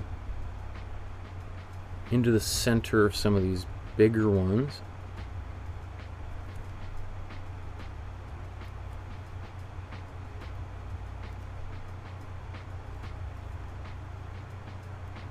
Really the first ones that I'd put down there.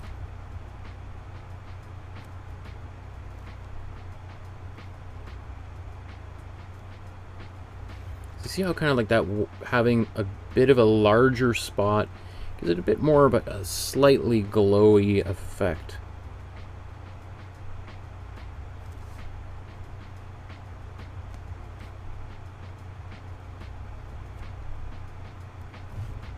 Okay, I think that might be good enough. We'll wait for that to dry, and then we'll paint some yellow into some of those places. But I think for that, we're good. Now we can take some of this cool blue and white again.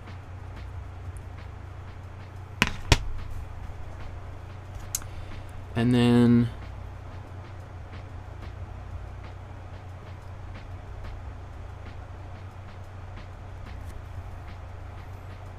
paint these lines. I think I need a bit more white.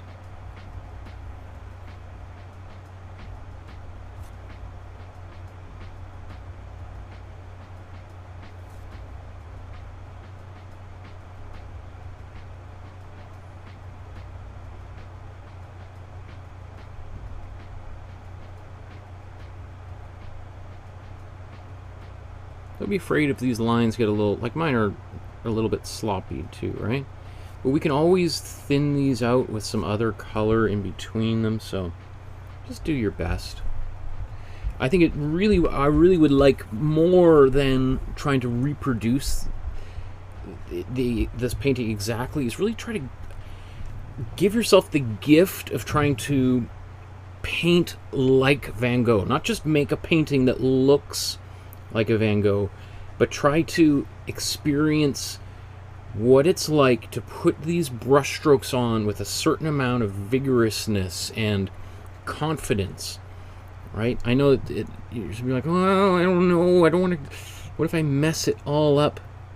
You're not going to mess it all up. And if you're not happy with that area, just put a little bit of white paint on it and just try to replicate. Rewind the video back to where I painted that particular area and then paint that over again. But like, you know, we're going to now move on to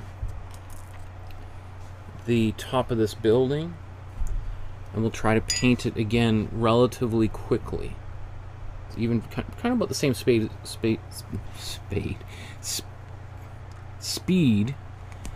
as this, right? So this is our just cool blue and white. In fact, let's get a bit more white on here. And then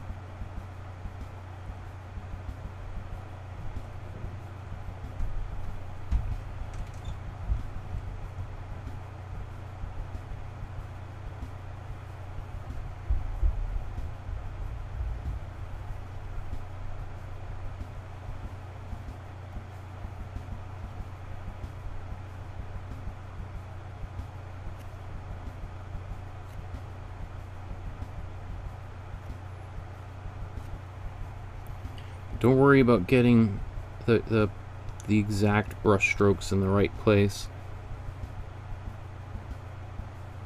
Right, the video or the photo is off here on my left. You can see, I'm like, okay, I've got an idea of what needs to go there. I'm just going to paint that in, and then I look over and I'm like, yeah, okay, I think that's good enough.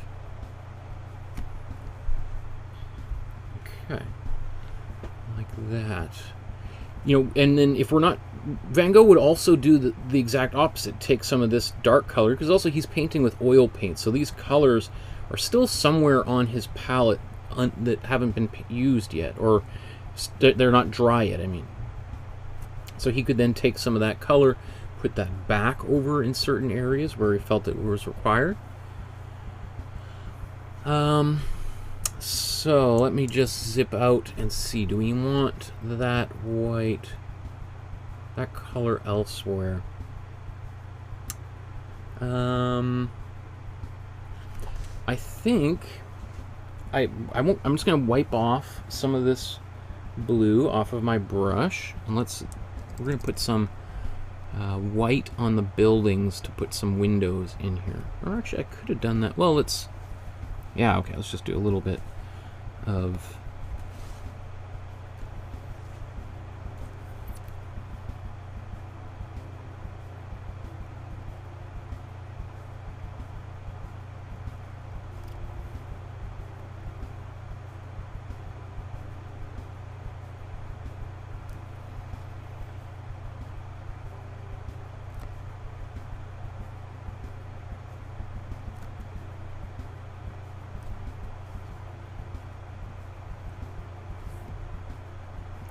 Okay.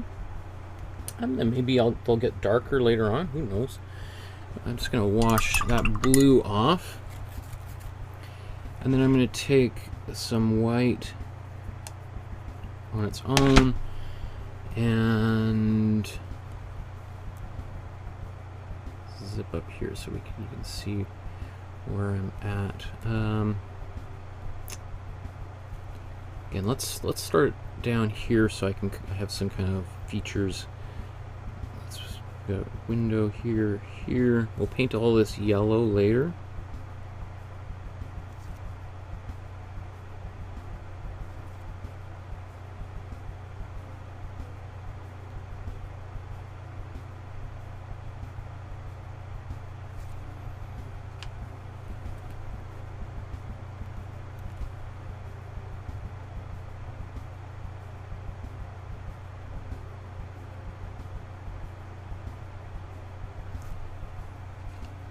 Now I could just mix some white or into the yellow, but it's going to dilute that yellow significantly. And so I'm just going to look straight up over this building.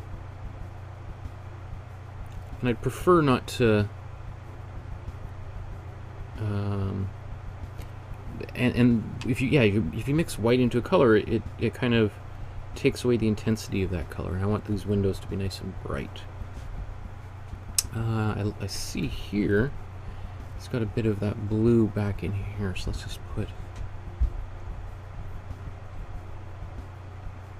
a few of those lines there.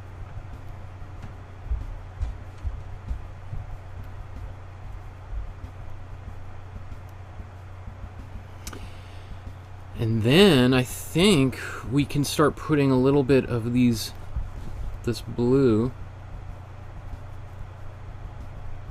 on the ground like this.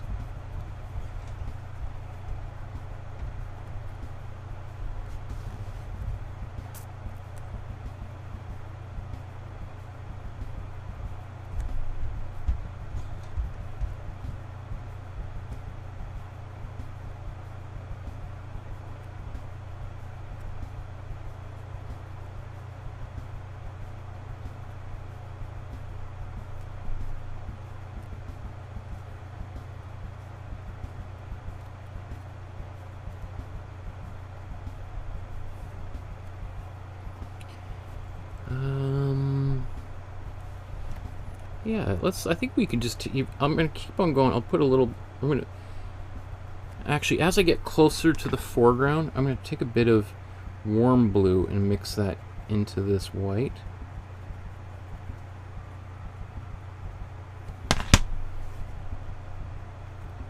It's a very subtle kind of effect, but we do always want to remember to put warmer colors in the foreground.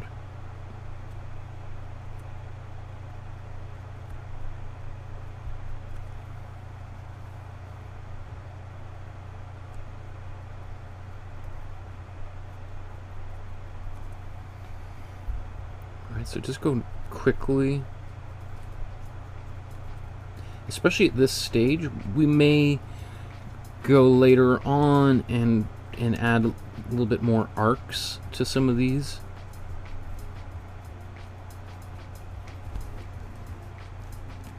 Okay, let's zoom back out and just take a look, see where we're at.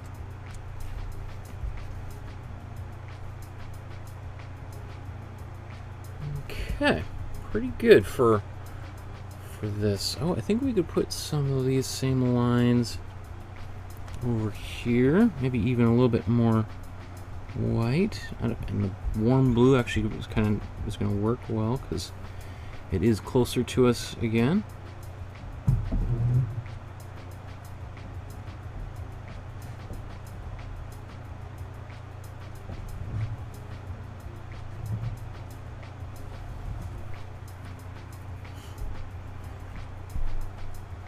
I'm going to add some white, go back to a little bit more cool blue, and then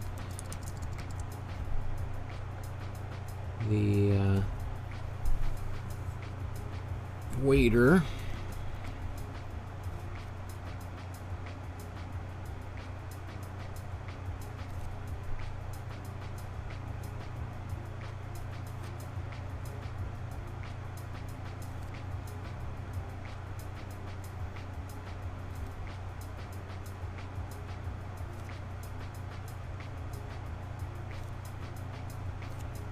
the tops of these tables.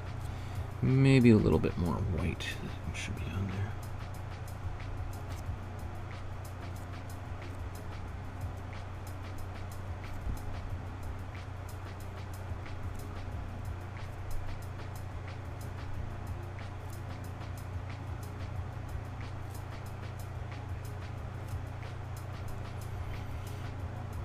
Okay, and I'm even gonna take this same color, do a little bit of outlining in a few other places.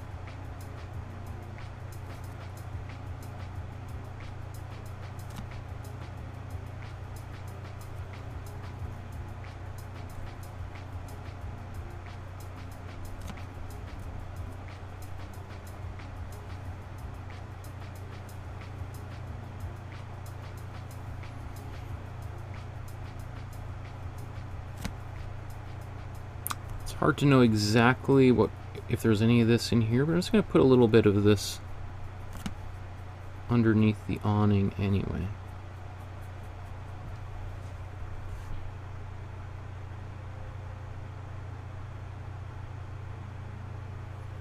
Sort of zipping around, taking a little glance at things. I'm going to take some more warm blue in the white. And I see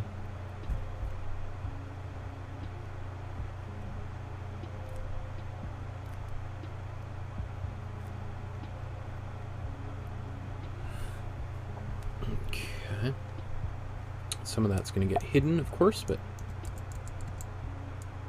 okay. Zoom back out.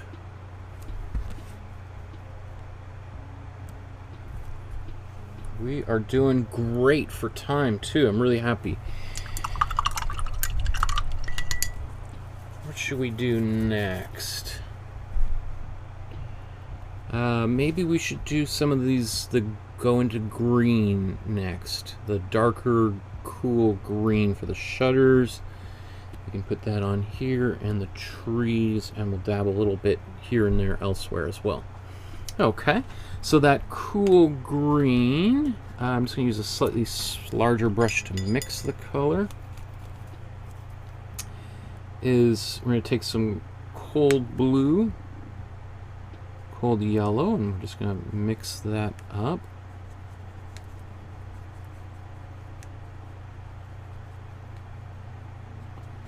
Not bad. So that's, I am just going to take like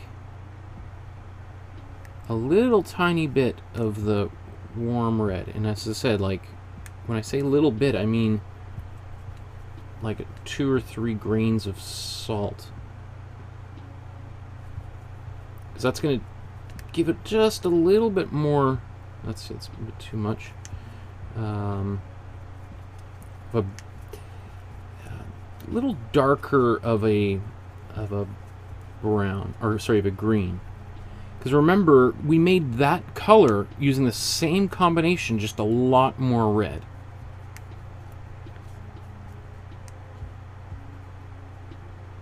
Okay. I feel like I should mix more of this. Well, if I need to mix more, then I'll just mix more, right? Maybe I'll work left to right. I don't want to often get paint all over my hands when I'm oh, let's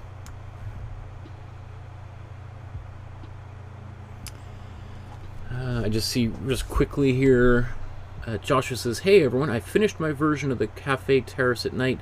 Painting always got me interested, especially I saw a sketch version during my time at the Dallas Museum of Art." Cool. I'm glad that you're working quickly. Okay. Let's zoom in.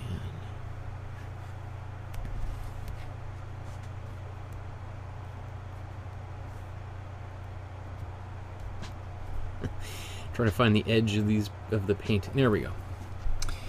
So the other thing too, I'll just sort of show on camera. You know, when I'm doing this kind of thing, I just keep my like my pinky finger down to kind of support the canvas. So we'll go here to here.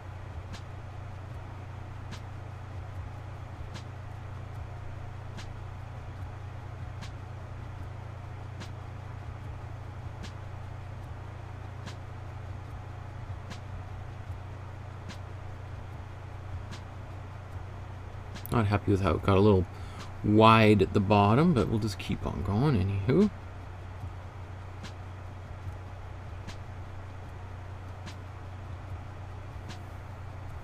We can also darken this. I'm just going to get the lines, the initial lines on there.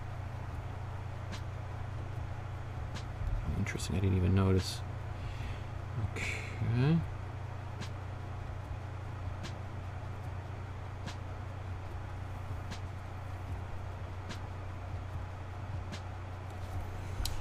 Actually, you know what? Let's do. I'm going to do this. I'm going to do all of my kind of diagonal lines first. Then I'm going to rotate the canvas.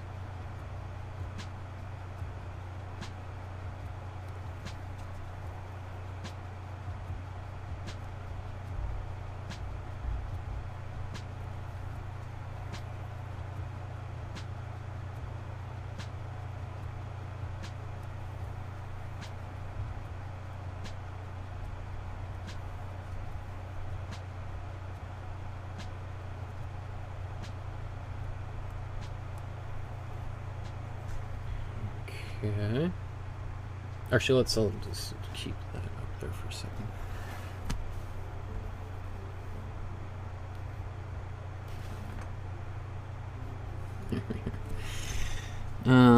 And then it's much easier to do these.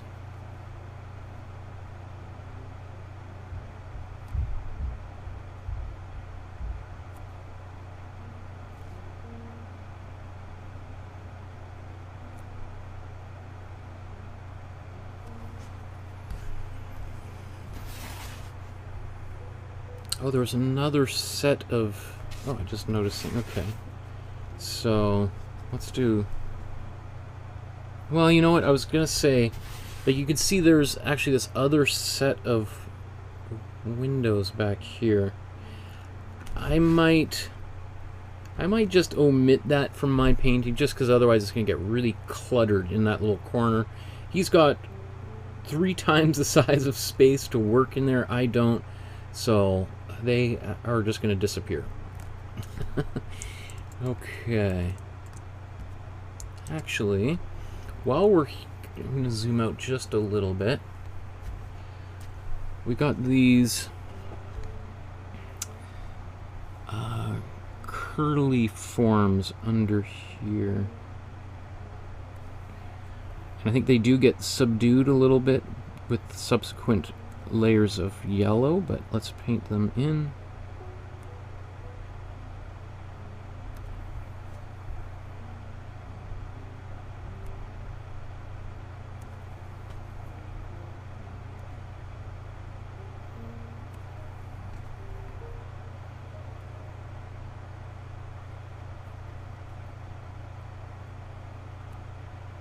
He just moves to like dashes by the end there, doesn't he?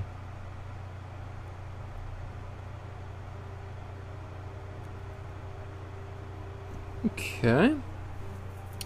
I think now what I'm going to do is I think I'll paint these arcs here. So now think about like what is the easiest way for your hand to do those arcs. Personally, the easiest way for me to do those arcs is going to be upside down, right? Where it is more falls more naturally in line with my body, right? I can kind of just make that kind of line like that. Whereas trying to do it the other way feels like I got to do more. I got to get my whole arm in there. So let's. It's gonna make me seasick. Ooh, up and around. Up. So where do we want to go? I'm going to make this arc shape here. I often will kind of, like a golf swing, practice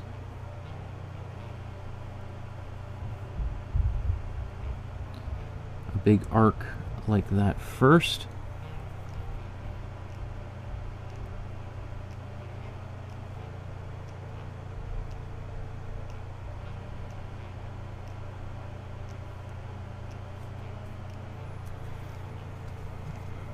I'm running out of this particular paint. Again, I'll have to mix more shortly here, but let's just see if we can get this painted in at least roughly now.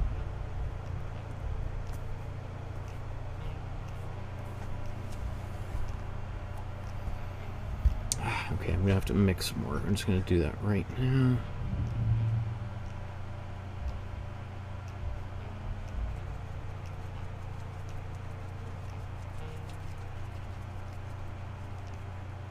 Actually, these next lines are much darker, so it's going to put a little bit more red in them. They're a lot more like the black lines, right? So what is this? This kind of comes up. And where are we going? We're going to go right up to here, right?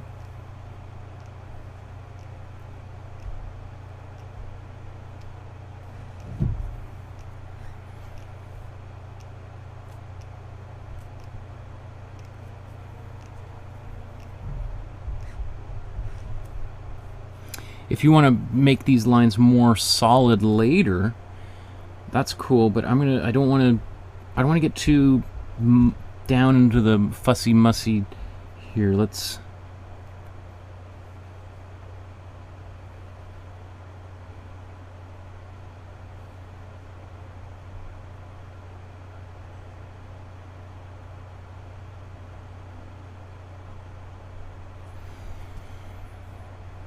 where we got this some line coming.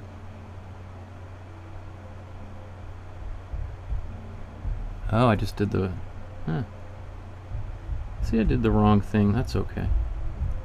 I don't know what I'm thinking, but... Is anyone going to notice? Is there going to be riots? Probably not. Close enough.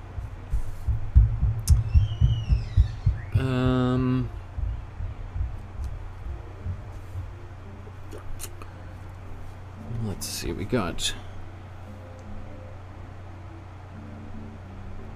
this here.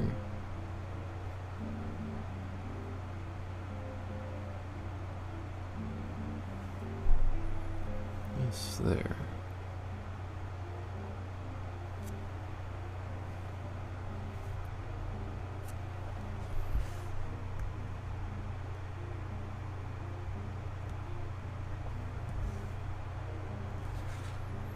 Oh, that's like some light shining out of that window or something. Okay, so we'll do that yellow when we get there.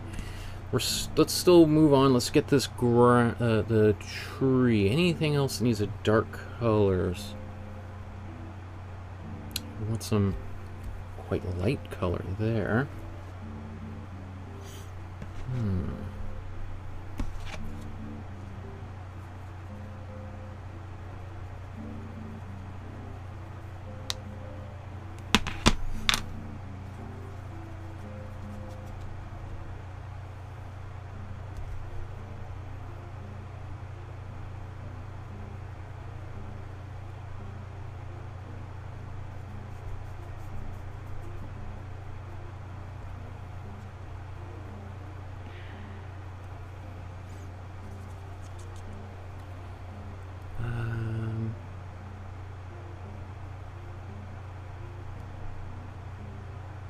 Okay.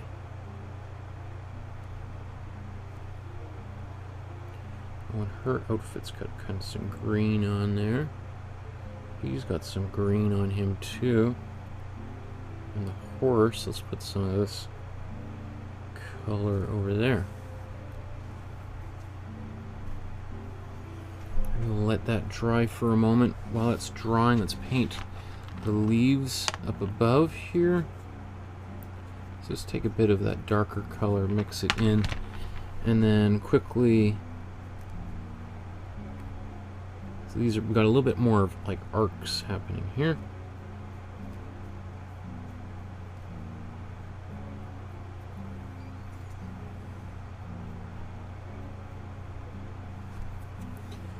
Let's zoom in.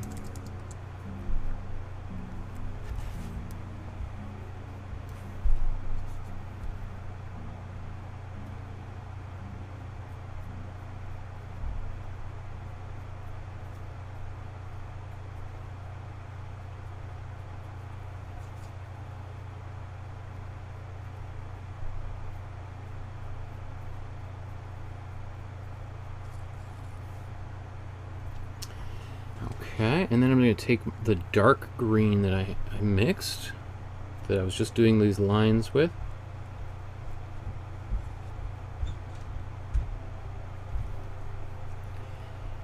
And kind of painting sometimes over top of the lines that I just did, and then sometimes painting in between.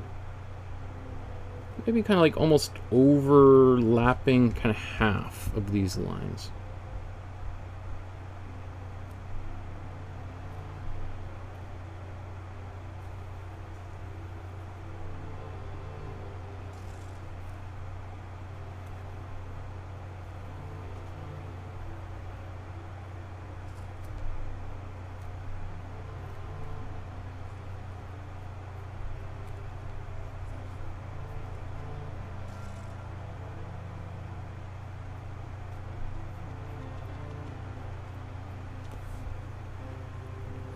So this is like this area here. There's a big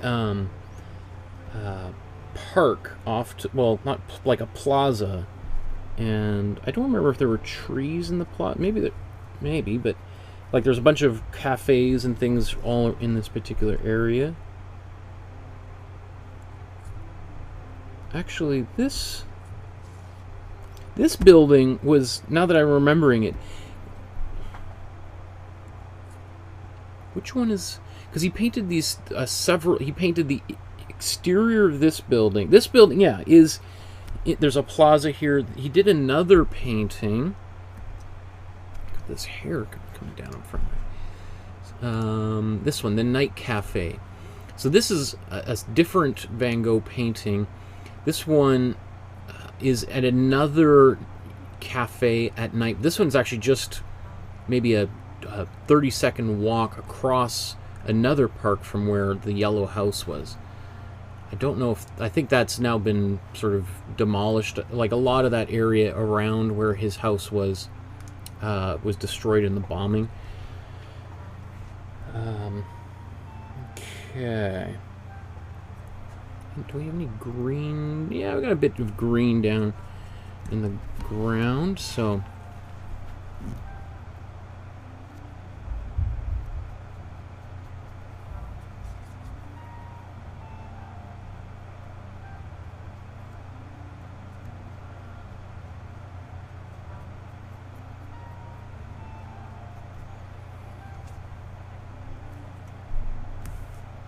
not too much of it, but just in this area, I think.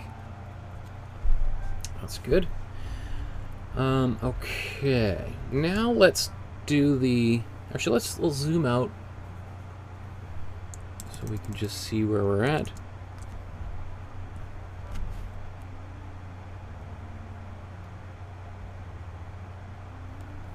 Okay, I'll just wash a brush for a second.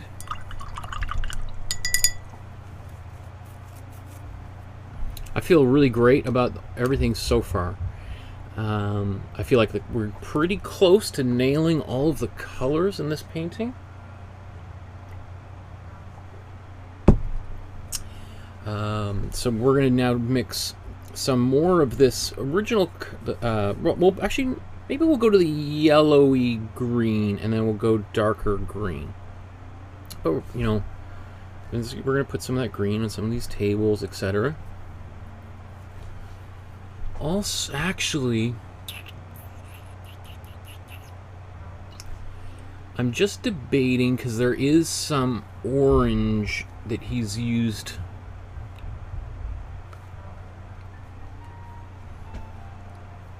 You know what? I'm gonna paint, get my warm yellow on my brush. And let's zip in just before I go to the yellow.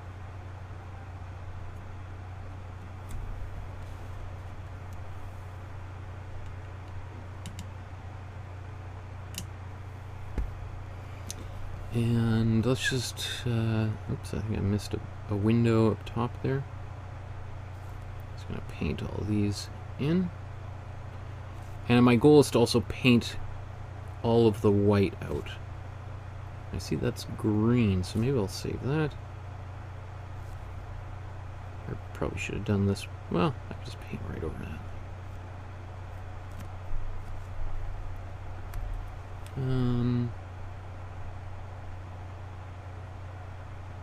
I don't know how I missed some of those windows, but I did. Okay, well, that's alright.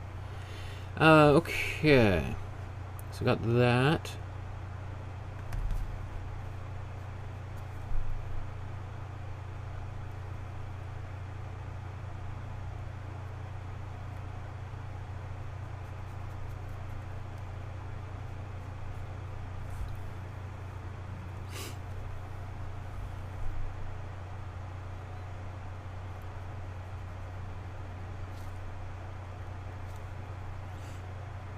There's going to be lots of this yellow down here, but I don't know how well it's going to show up without some white in there. So let's put a bit of white into our warm yellow. Warm yellow with some white in it. Maybe just a bit more actual yellow in there. And move that up.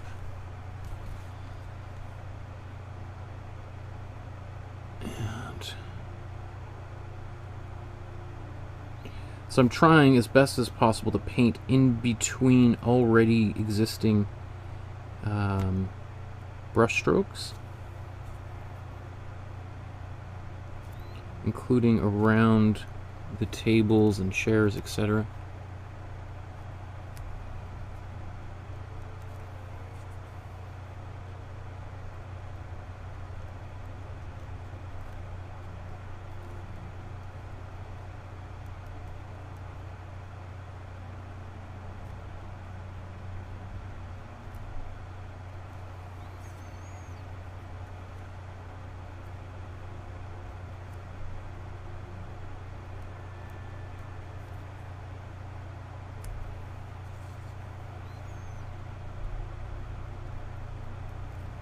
Now this is a little bit of a brighter color because there's the there's some white in the color.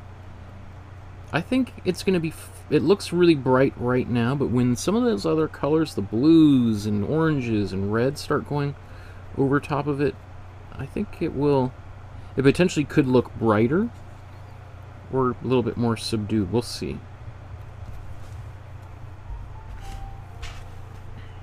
I'm just gonna, let's just keep on going down here with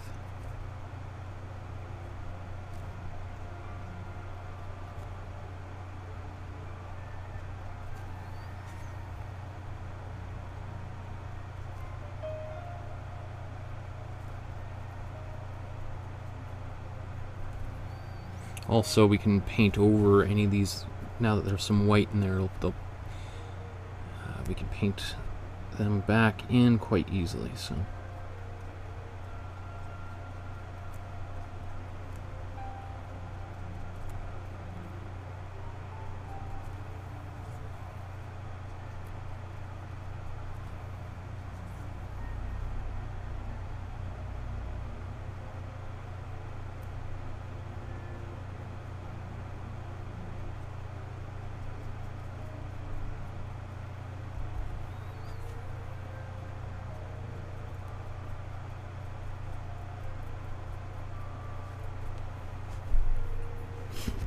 okay, let's let's just sort of look back at here. I'm going to take some white with this. I'm doing the same thing, same color with white in it. And I'm going to put a bit of that horse carriage, horse's face, horse's legs. This will be so obscure that I'm even just going to paint this area in behind here a little bit.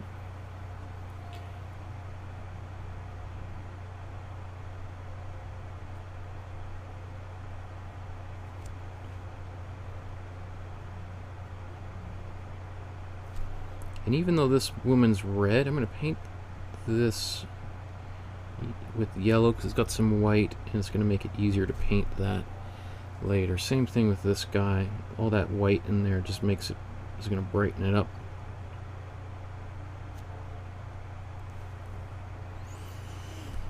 Okay, let's do some of these. Oh yeah, I always forget about these guys back here. Make sure you got some white in there so that color.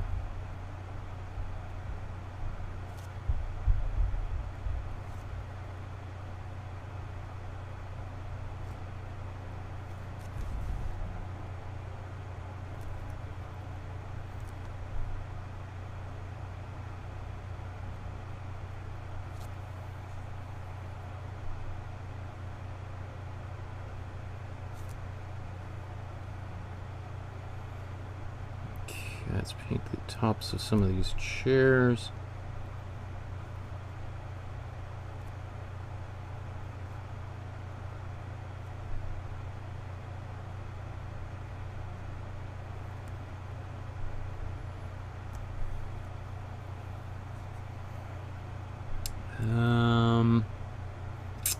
Do I want to try doing a chair here? Okay, I'll do maybe one.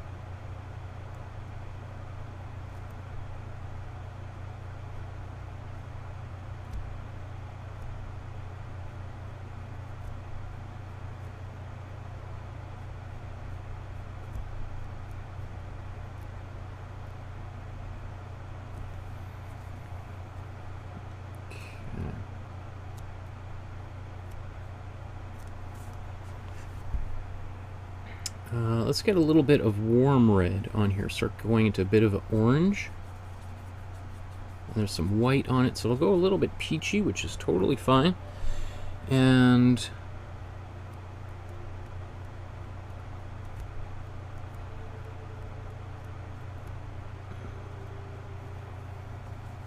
in fact, I'm just going to get a little bit more white on here.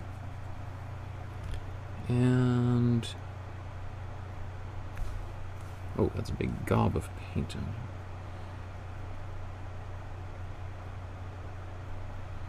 So now I'm just going to go in here quickly and paint, not everywhere, but in some places, a little bit of paint. Just to give it that look that I'm searching around in this space, like he did. Okay.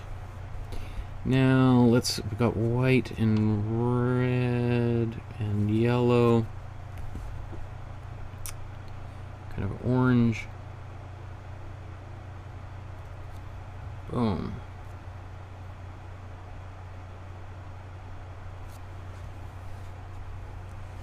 Without a little bit of white in here, you might find this is kind of frustrating that this orange just sort of disappears. It is a little bit on the peachy side of things.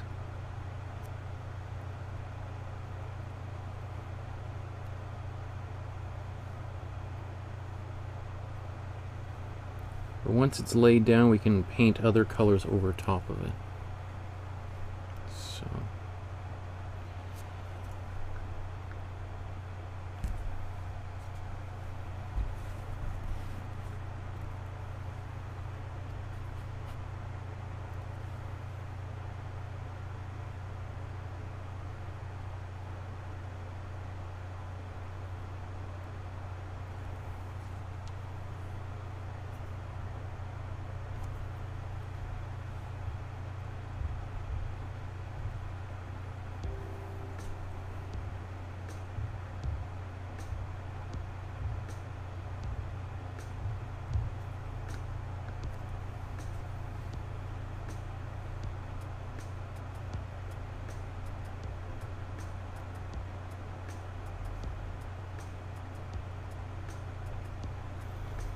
how people are painting away. It's a little bit of a quiet chat, so that's usually a good thing.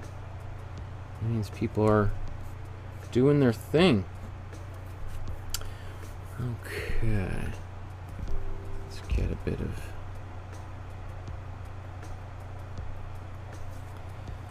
color there.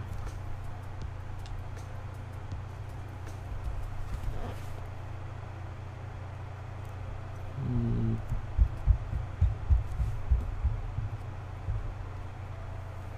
little too red, although actually moving that away with my hands kind of helped, didn't it? Yeah, I should kind of like that. Okay.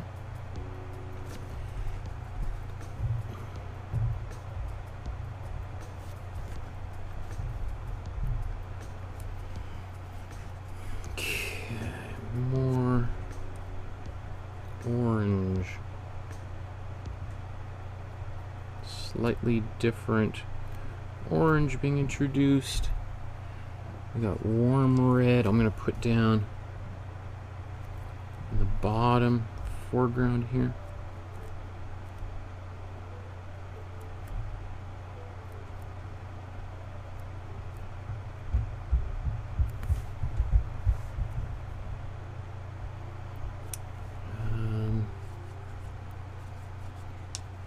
Take kind of like I'm basically just been moving back and forth between these colors the last like 10 minutes, my warm red and the peachier orangey color. And so let's paint this shape.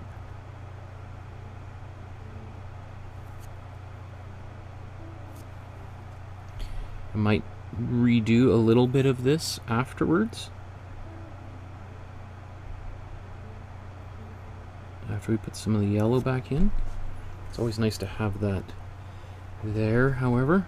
Let's get this is the lantern from above.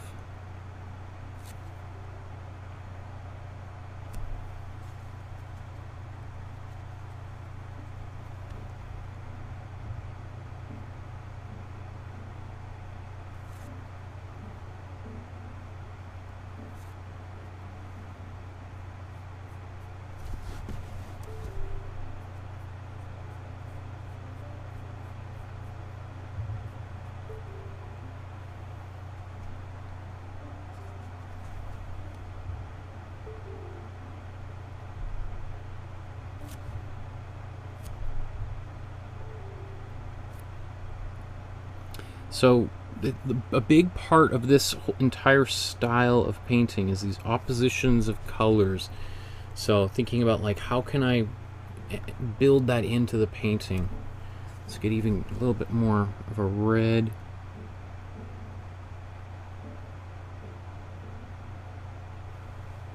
Up there.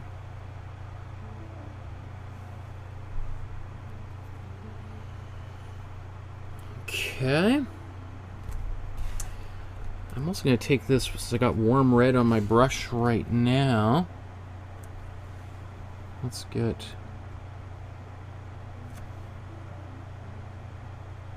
this warm red painted. Like this is quite smart, like a really bright warm red. Like you can see he's using the full intensity of these reds in the foreground, like down here, down there, and here on the window, so that there's no doubt that these shapes are kind of coming towards us. See, there's also a little this perspective happening here, right? These lines are pushing us in towards the middle. And then let's zoom back out and just take a look and see how we're doing.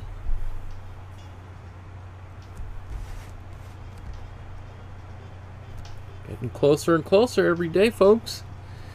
Okay.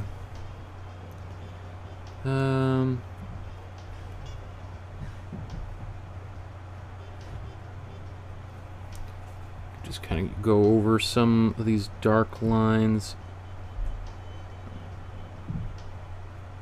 on the patio, those dark black lines, subdue them a little bit, even if they don't end up red.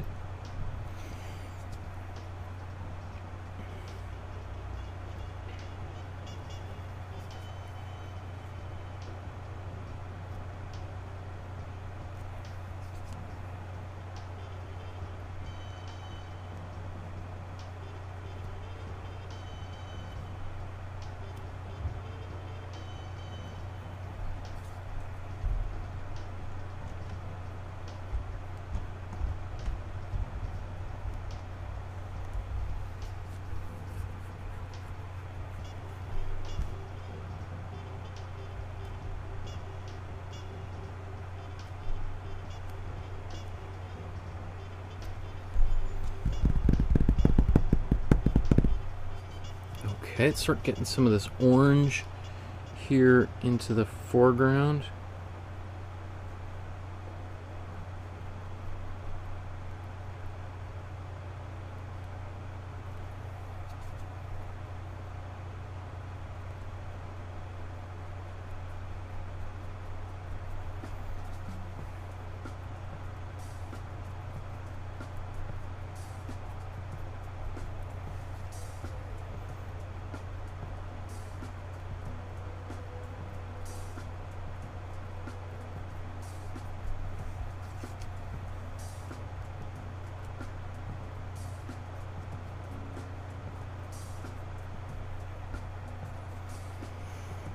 Okay, so we're doing great for time here. I'm suspecting that we will be wrapping up within the next 45 minutes. That would be great.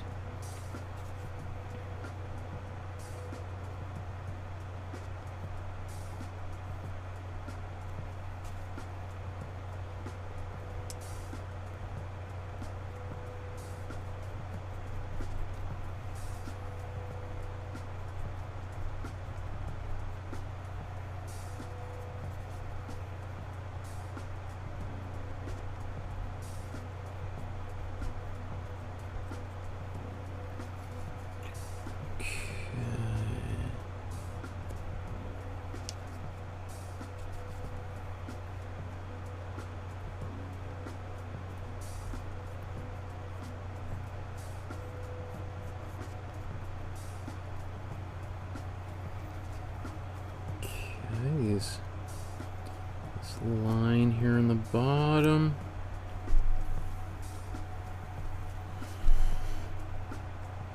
Okay, that looks good. So mostly what we got to do, this here. The yellows are still, that's the kind of the main glowing aspect that's missing, and then kind of starting to darken a few areas. But mostly we're doing great. I'm really happy the way this one's proceeded so far. Okay.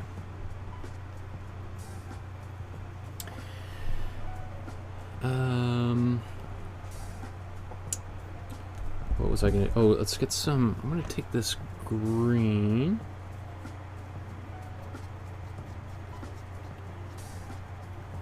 And warm blue. A bunch of white to it. To make this like toothpaste color almost. That I can go over. Let's zoom in a bit here.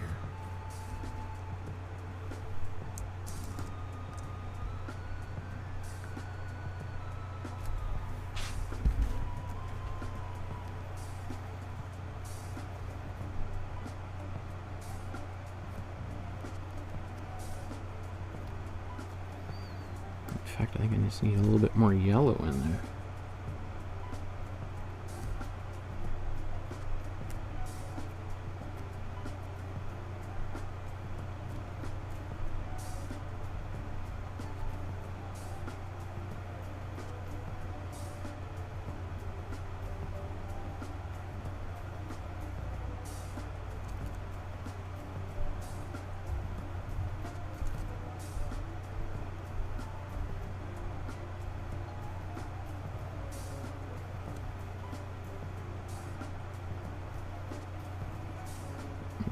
Okay, and then I'm just gonna a little bit of green on some of these chairs.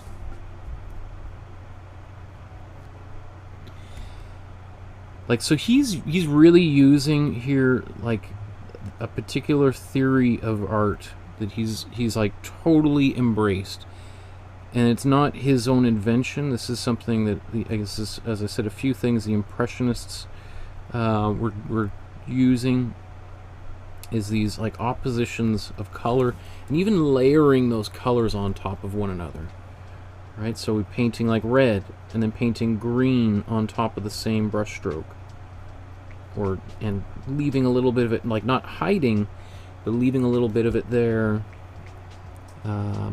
Creates like there's a, it's quite like for the eye.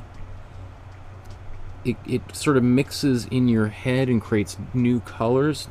It mixes in your brain, creates browns, and it's also like it creates this little bit of vibration, like as your eyes are trying to focus on it, and you're sort of drawn into the painting to want to look a little bit closer to understand what it is you're seeing. Because it's like it kind of confuses the mind a little bit.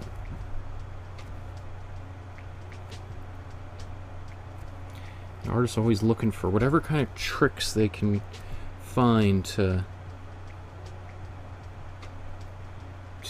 grab your attention and hold it. And you know, again, if you think about like painting, you know, now we're used to, if you go to a museum or art gallery, everything's spaced out onto the walls tastefully. You might have a wall with, you know, big long wall that's the length of a city bus that might have, you know, one painting on it, or 3, 5 paintings. Remember, during this particular time, like, most art is exhibited salon style, where you'd have literally hundreds of paintings, one on top of the other, and you're trying to stand out. You're trying to grab people's attention. So you would use anything in your arsenal to suck people into the painting. And if you understand that, you can also understand why some of the artists who were painting a classical style did not like Impressionism. They kind of felt like, you know, here we're trying to make these really beautiful, tasteful paintings, and these guys, since it's mostly guys, right, just put a whole bunch of super contrasting colors side by side, and you walk into the room, you can't help but look at them. Like, it's almost like if you've gone into a restaurant, if you remember going to restaurants, you go into a restaurant and there's like a television playing it could be some sport you don't even care about, right? Like, personally, I'm not a fan of mixed martial arts, you know, those like Conor McGregor and people punching each other in the face. But you go into a restaurant and you see that on, it's like, it's hard not to just like be looking at it, right? So same thing with this type of painting. Like, those artists felt like it was really hard to compete with Van Gogh and Monet and Gauguin and Seurat and all these other painters. It's almost like unfair, because they're painting in who would be some of the painters around at the time. We can't even, it's hard to even think of them, because they've sort of been relegated to the dustbin of history, right? But, you know, their paintings would be browns and grays, you know, subdued earthy tones, and then you put this painting next to it. Which painting are you going to go up to and look at, right? Especially if you've never seen anything like this. You'd be kind of a little bit nuts not to just want to go right up to it and take a close look. Okay, actually, let's zoom back out, take another look.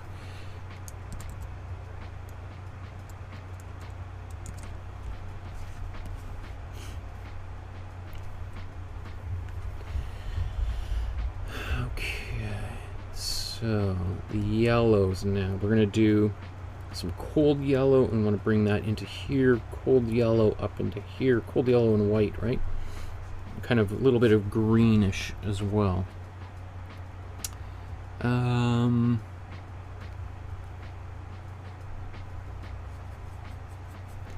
going to take this. I got a little bit of blue on there. It's a little green.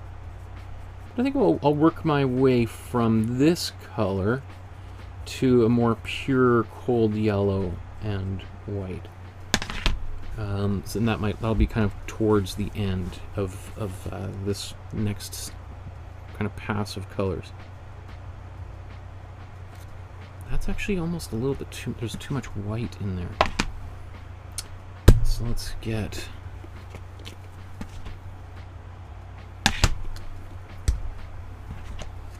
So I have white on my brush. I'm not going to clean my brush. I just want to up the ratio of yellow to that color.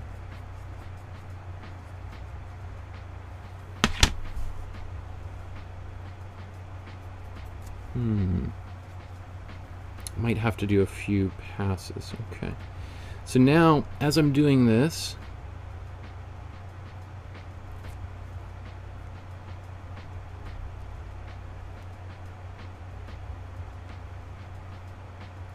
again, I'm going to be painting in between some lines.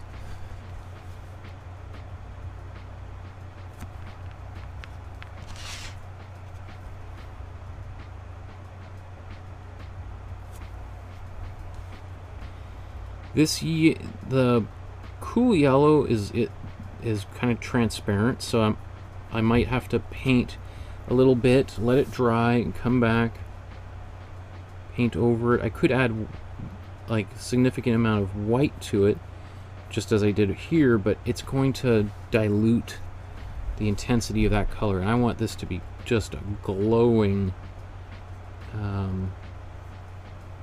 area. And I could use a much bigger brush just to slop this color in really quickly, but I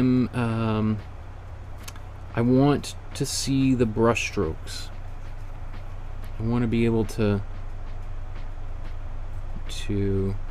because that's Van Gogh's style, right?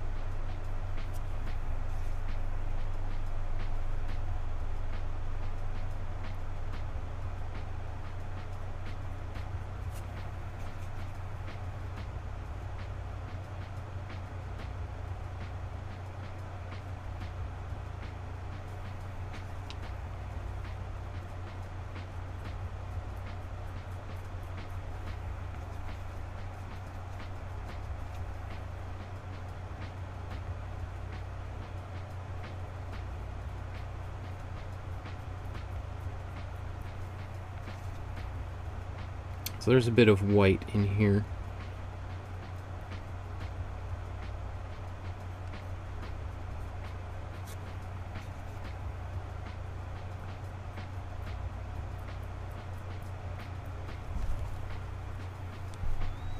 We'll just keep on going until we kind of build up like a critical mass of color here.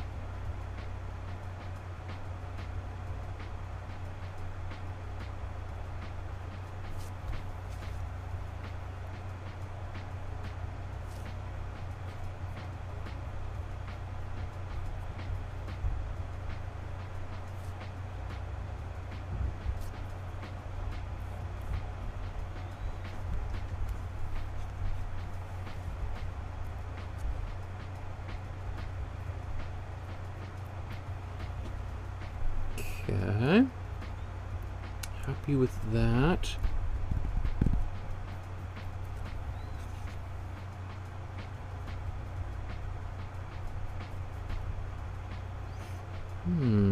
Anything else?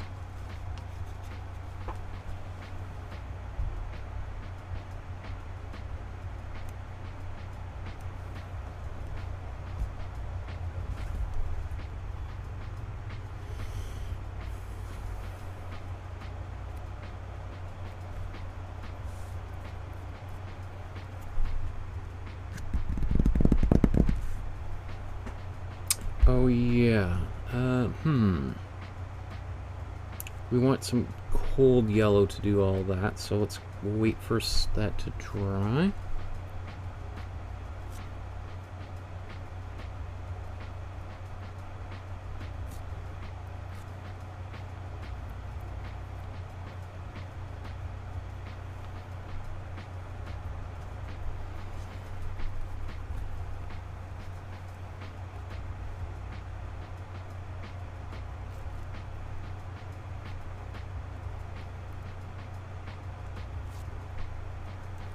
Okay, that's good. While that's drying, let's do this window here. Get some green. Again, this is the cool green.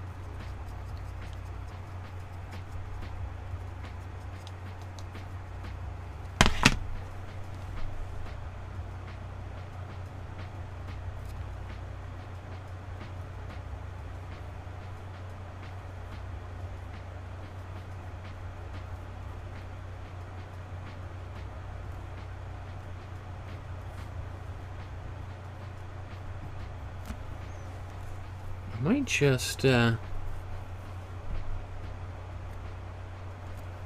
it like that. We'll see. I'm not sure, but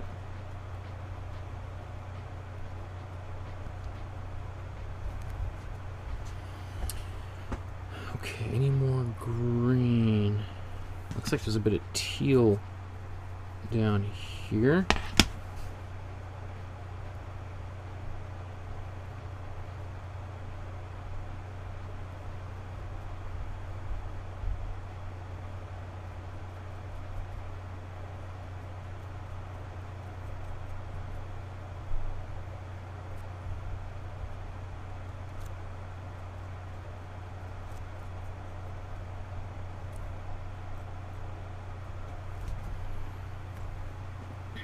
Okay. Let's do the stars in the sky with the... Oh, you know, I see a... Before I totally wash up my brush, see this green going right down the top.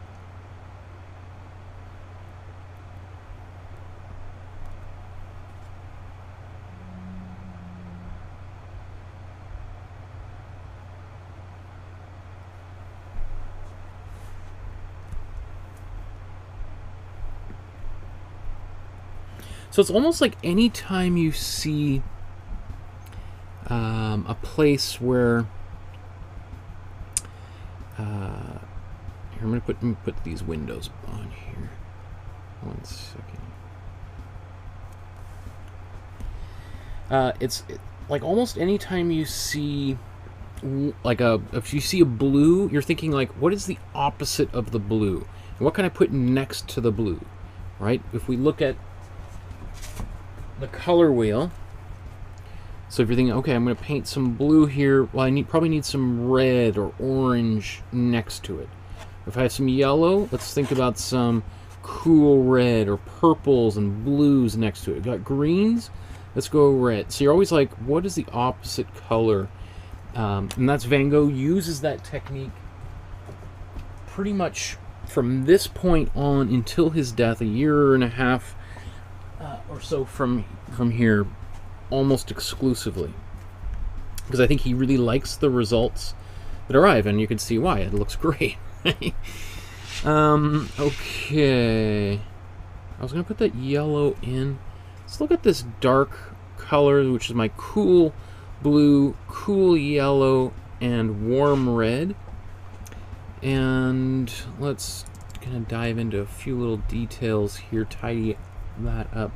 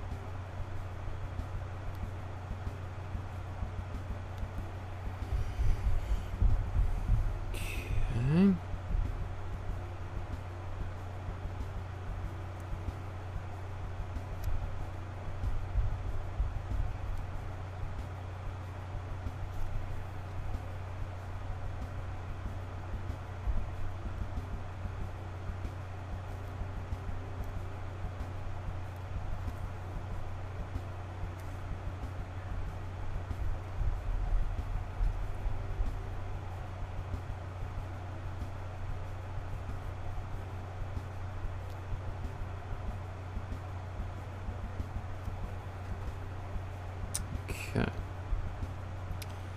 These figures, I think I'll put a little bit more color there. All that. Let's do that later.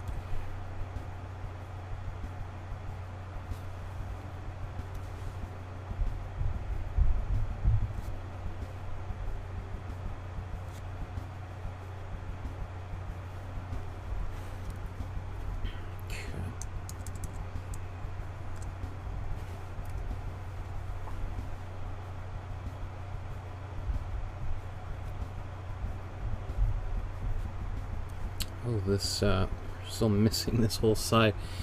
We'll do that in a second.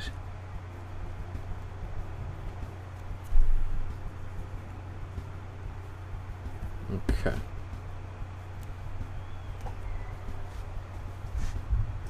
I've just been using the same brush for like the past hour and a half pretty much, right? So I'm just keep on, I just wash it or even just let it get a little bit dirty. I love when the brush gets a little bit dirty and then I'm mixing some colors into, like, so it just gets this a kind of color that you can't, it's very hard to almost mix consciously. It's so weird and unique, right? So I said I was going to do the stars. Let's take some cold yellow.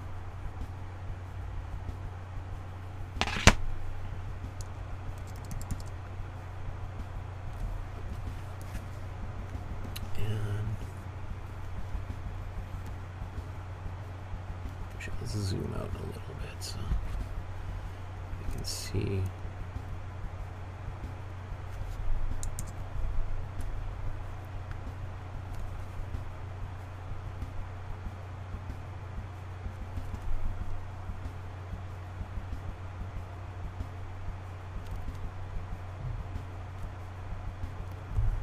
I mean, I think every white dot's got almost a little bit of yellow inside.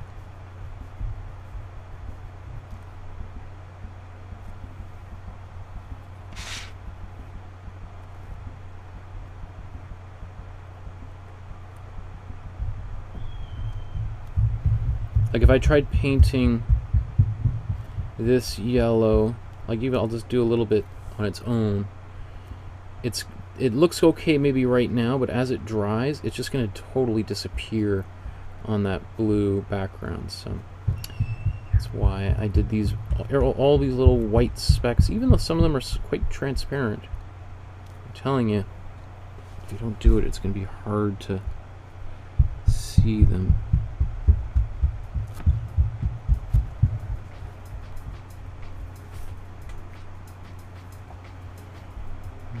Okay.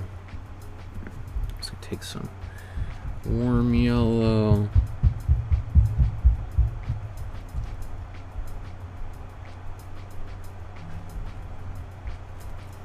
And over those windows. I feel like there was some warm yellow. It had to go. Yeah, here we go.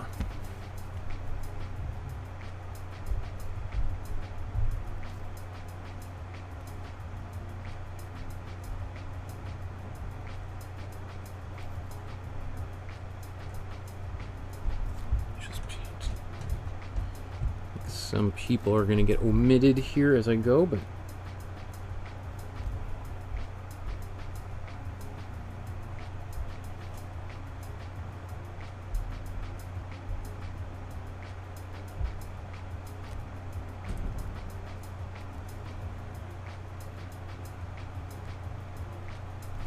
oops, so I'm just putting a little bit of yellow, warm yellow, onto some of these chairs.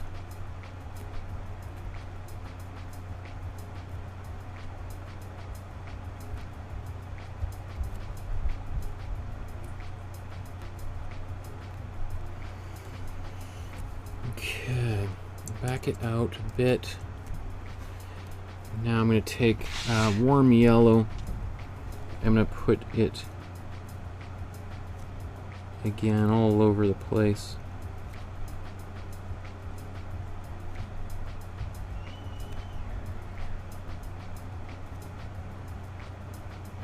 Quite liberally. I can also make a little bit of a point to try to get this warm yellow on top of any of the whitish yellow that I painted earlier for this express purpose.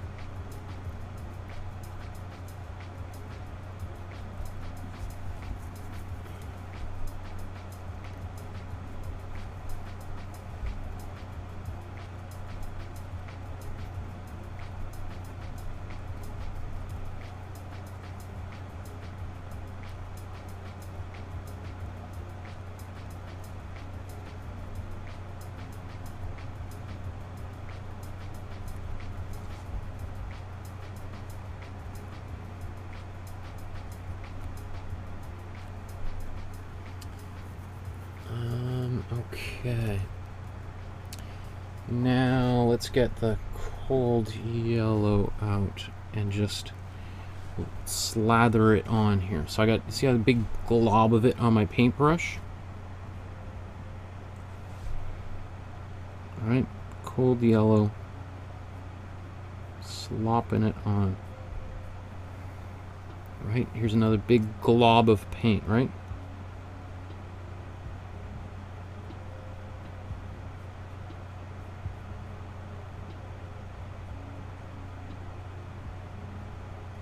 Build up that texture.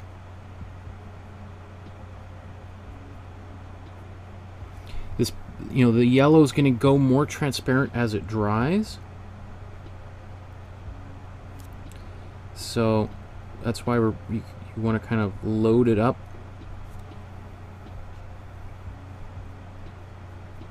Don't be fearful.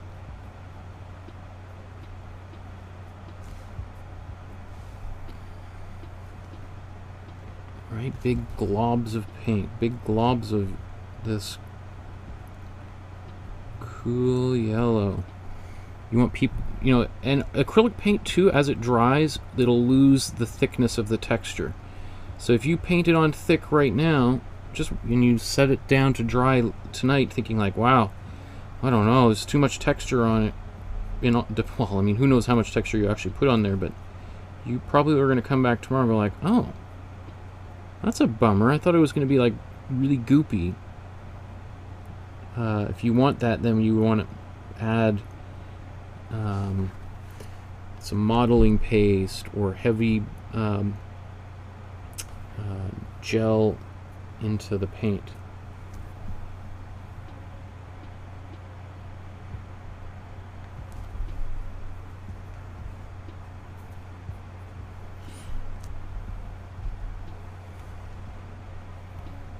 Let's take another big gob of it.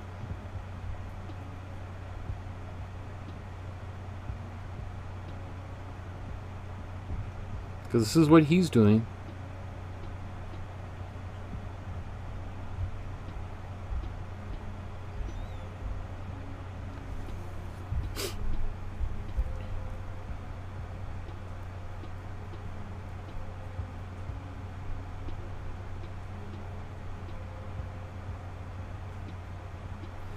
So now doesn't it sort of make sense why we built up all those other layers underneath?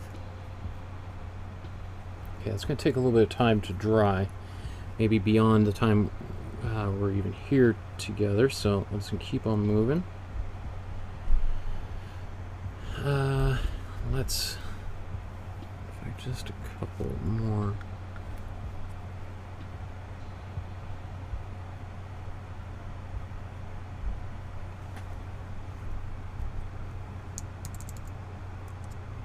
Oh, that's getting too small.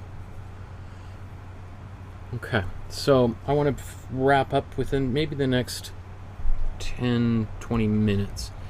So little things that are remaining are, want to touch these figures up, the horse, a little bit of darkening in this here. Oh, it's a little finishing touches in this facade of the building. Maybe we'll go to the building facade right now. Obviously there's going to be some dark kind of black in the very foreground, so we'll get to that shortly.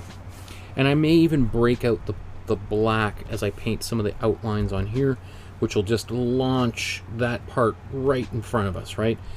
because that black, if everything else is done with just dark color, and then we add black right here, boom, there's gonna be no question that this is the closest thing to it. So we can even put a little bit, you can see he did that in the ground, right in the foreground. I mean, he's using all the things that I've been talking about, right, for 106 episodes so far. Van Gogh is, he knows, he would go, yeah, that's exactly, yep, you're doing that, that's right, yep, I don't think anything that I'm doing would surprise him at all. If he was alive painting with me right now, he would probably be doing the same thing. I see someone in the chat. I can't read the language of your name, but it says, thanks, Michael. This is awesome. I appreciate it. Thank you so much for saying. Lori says, a while back, I mistakenly bought a tube of oil paint. I used it in a number of my acrylic paintings before I realized it. I'm not sure which ones. Can you give me any tips on how to tell? Wow. Lori also says, some paintings I know have the oil in them aren't finished. Should I chuck them and start over? I'm much more careful now when buying paint. Wow, good question.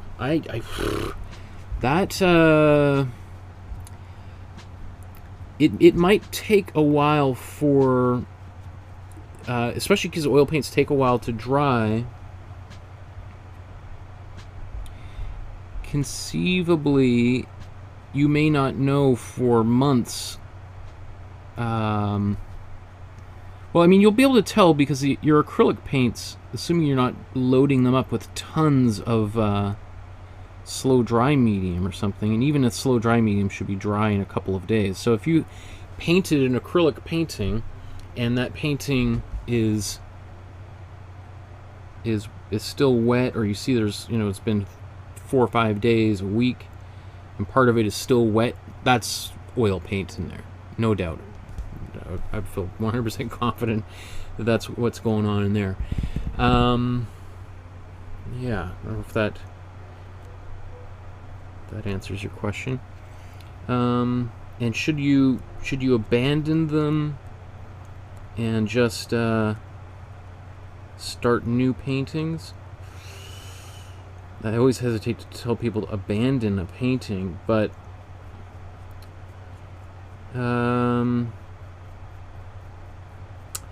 it's just, I think you might be, you're gonna have some surprises at some point. So if you know it's got oil paint mixed into the acrylics, if it's on the top layer, that's fine. But if you took like a white tube of, if you have a if I was painting this painting right now and I had my actual white tube of paint was in fact oil paint, it could be kind of catastrophic. Honestly, hate to say it, but yeah. It's not uncommon for little things like that to happen. Like people at the art supply store, they have a handful of paints and then they put them down or they put them away themselves. That's often why at the art supply store they say, like, just, if you don't want it, don't put it back on the shelf. Let us put it away. Same thing at, like, the library. Because if it gets misshelved or misplaced, then be really hard that book can just disappear into the stacks for generations.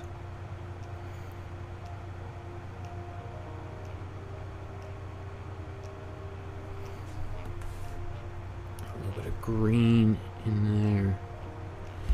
Okay, so now I'm starting to let's get this. Really now I think we're almost at the point where we're just going to use some black. So maybe before I go to the black, I'm going to use the dark color that I had all the way from the beginning, and let's just do a rough outline here.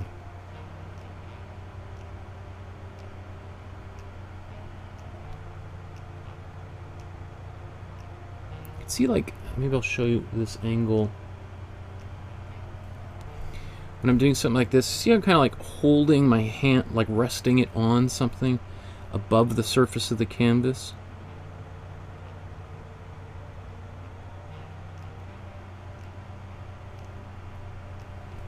Right, another angle, let's go to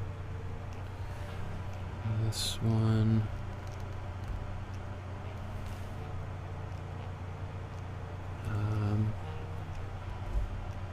Actually, you can't really see, it's too zoomed in, isn't it?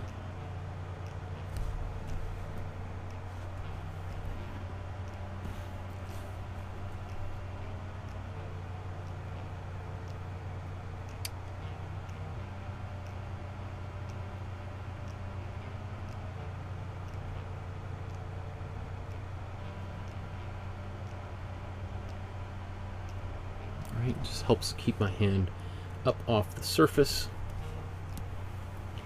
Gosh, that hair of mine just keeps draping down on my forehead. Makes me feel like I'm like whatchamacallit,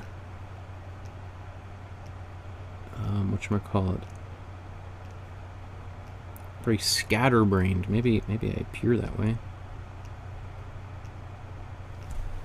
It's like, oh, what's going on? I'm a little lost. Okay.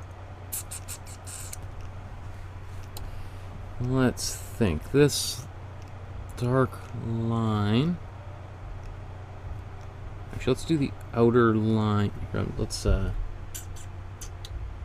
which angle should we get?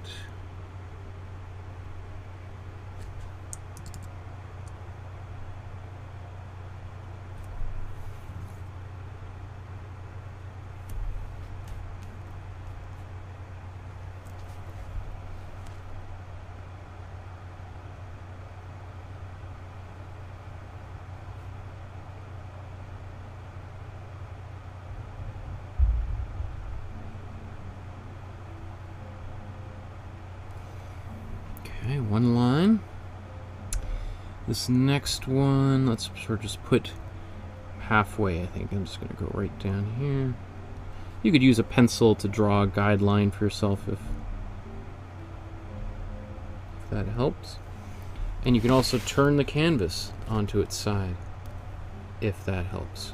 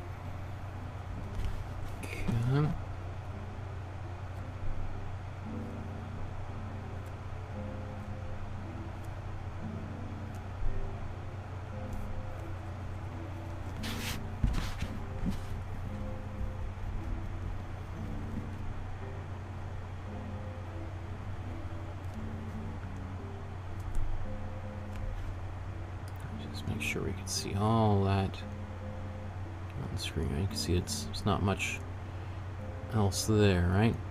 And then it's quite dark. Actually, let's just, before we get into there, we have this feature here. So that will get brighter. Let's get this darker. So I'm going to paint, but not cover up all of the blue completely.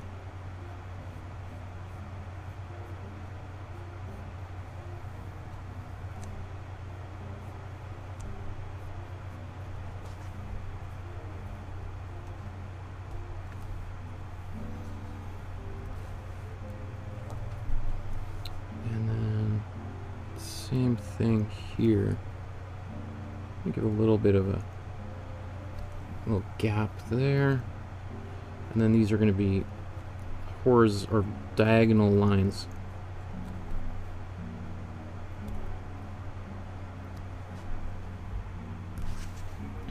Okay.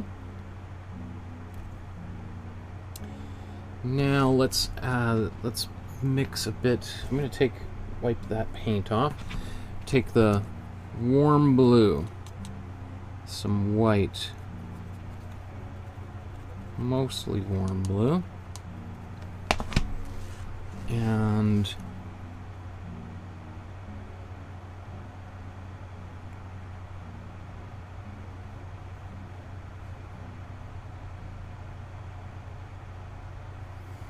with confidence and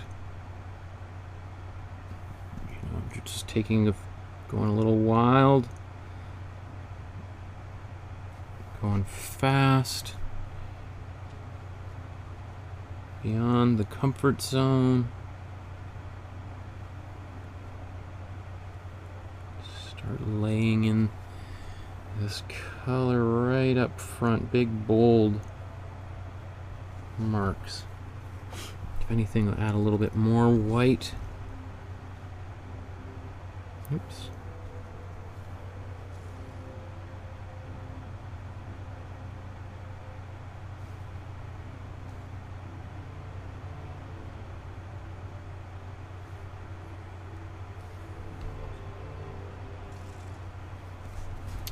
So you just quickly rotate the canvas to get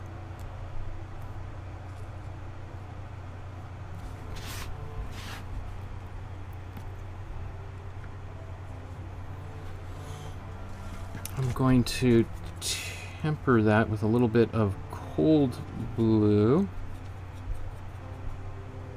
Get a bit of cold yellow in there.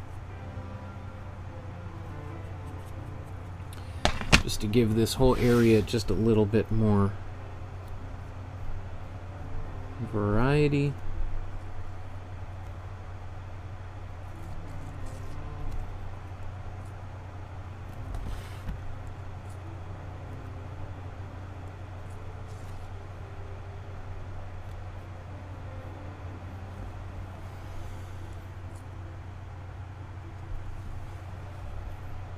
A little bit more yellow in there.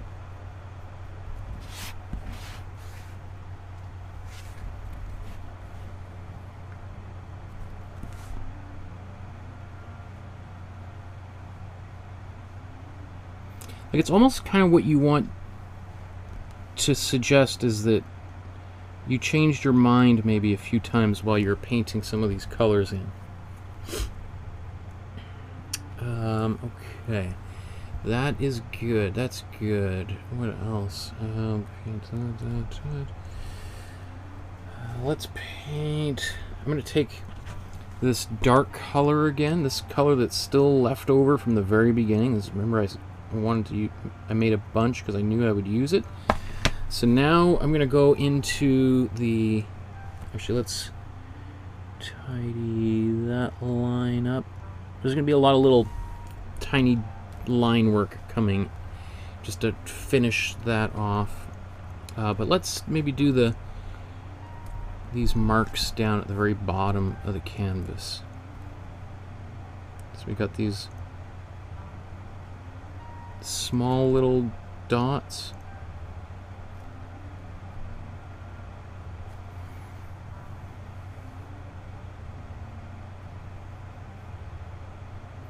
And notice how like they're up and down and around. They're not just straight lines or straight dots. You want them to have a bit of random quality, right? So to get that random quality, I sort of just bounce around the surface.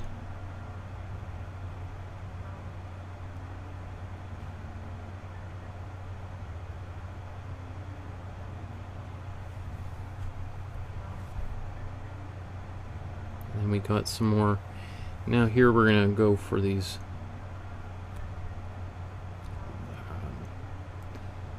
little arc shapes.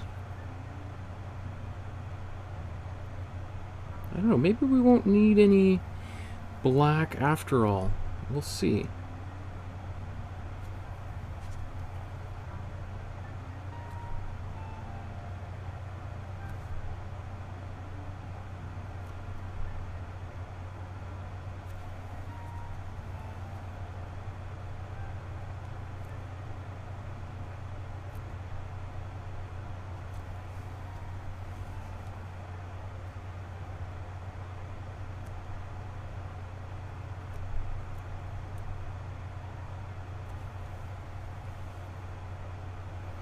So use your judgment with your painting and kind of ask the painting what it needs at this point. Because if you keep on trying to pull Van Gogh out of it, it's just going to be painful. So looking at it, does it need more of one color here or there? How do you feel about it? Like, let's see, got this scraggly line there.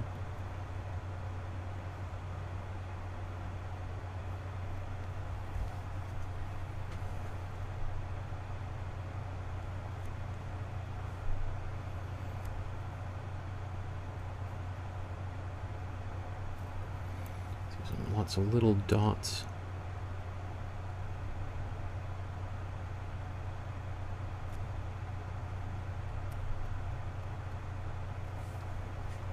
Not too many.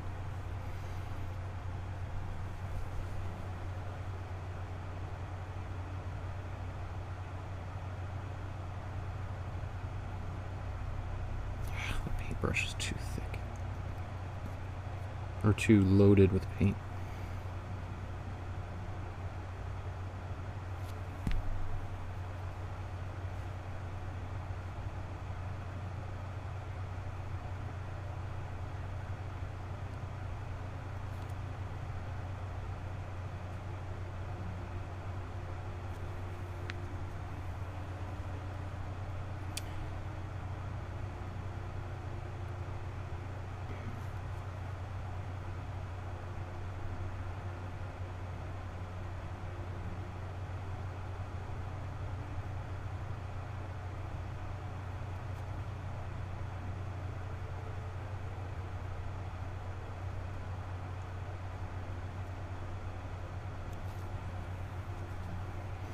So we don't need to know exactly what all these people are doing, especially at this scale. You do your best to try to articulate that there's just a person or something there, right? But this is just a busy kind of little cafe district. And that's enough, especially if you're working on the canvas the size of mine, right? 9 by 12.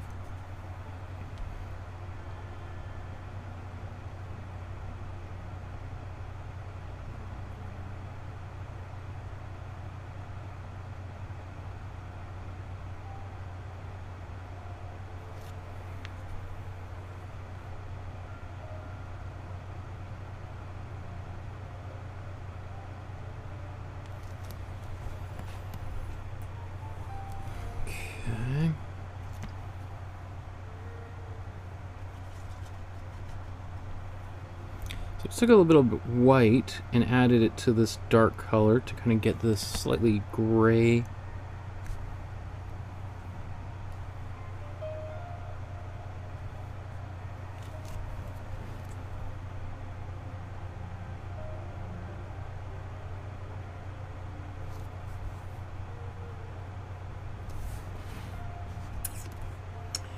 And I can take that also.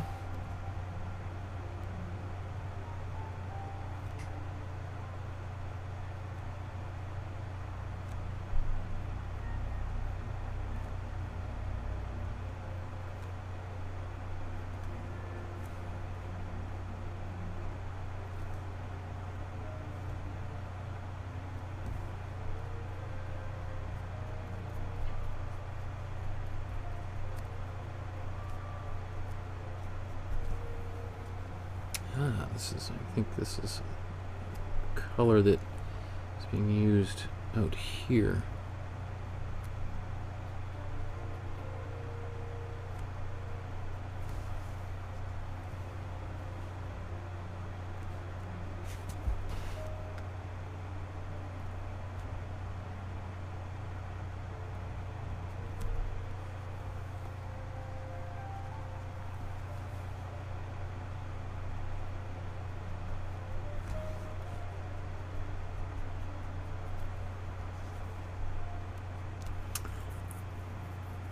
Okay, let's zoom out. How much more? What else is left to do on this painting?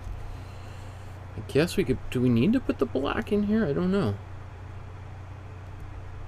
I mean, I think I want to darken a little bit up there.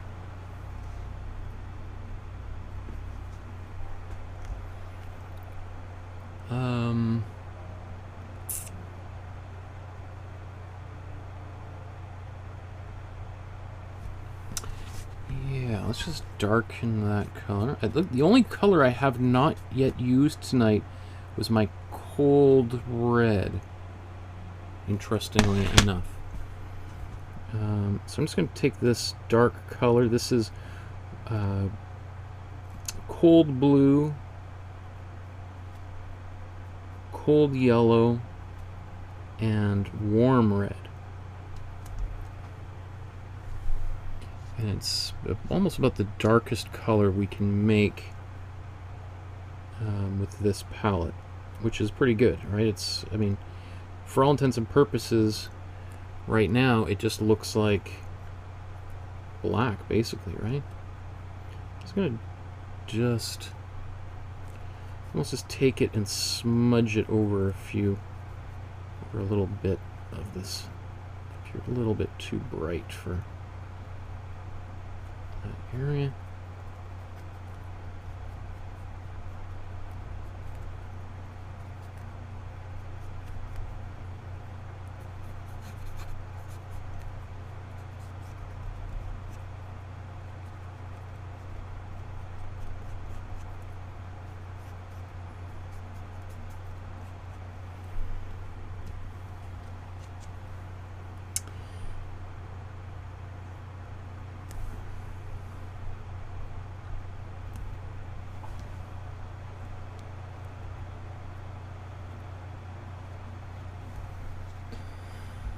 Okay, I don't know if I'm going to add black on here. I don't think it's going to...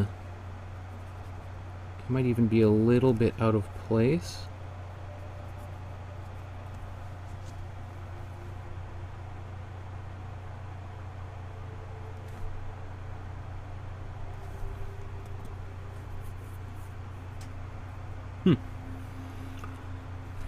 Let's take... Just want to clean this up here.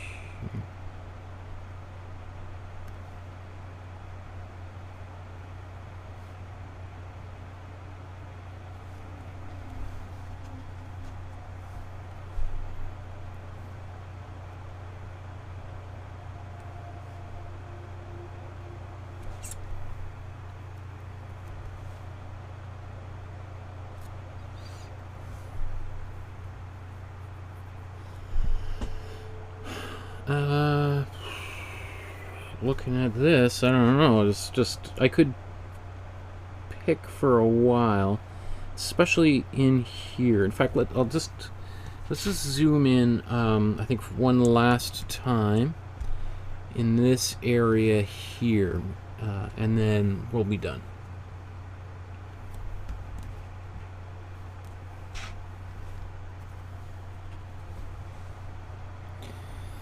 So this is just one last opportunity just to give a little bit of clarity to the... In fact, I'm going to mix this color again, since I got so much paint still on here.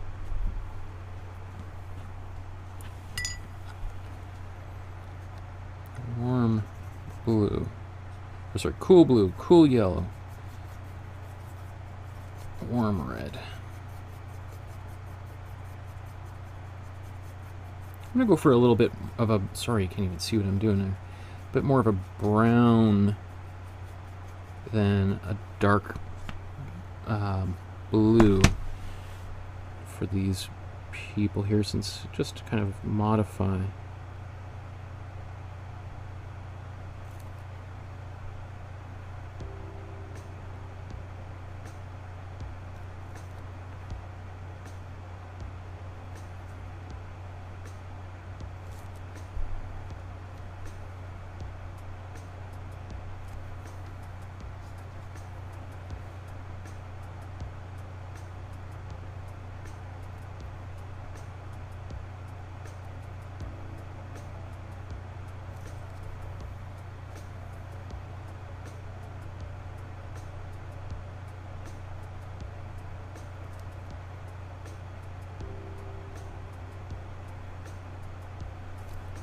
Okay.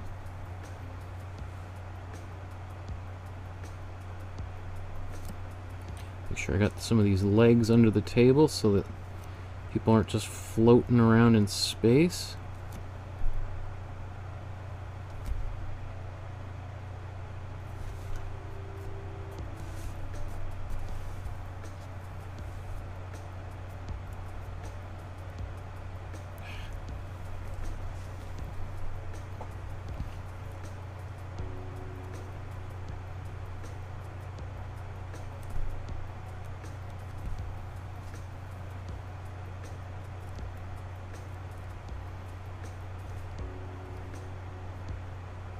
So I'm not looking at the original anymore, really, at this point, because I'm trying to make my painting work on its own. So what does this painting need?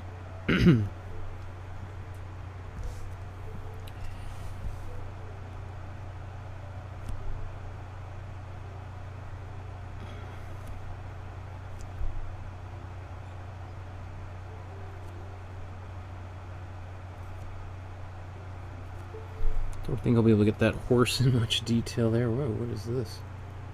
A bug or something?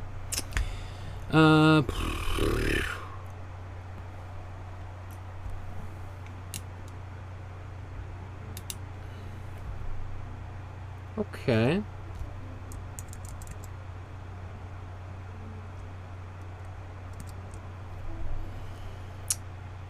I'll just zoom out and take a last look here. I could put some purple down here, so maybe I will use a little bit of cold. Yeah, I'm just gonna put a little bit of purple here. Yay! I get to use my cold red after all. It doesn't go just right down the tube. So I'm just gonna mix this together.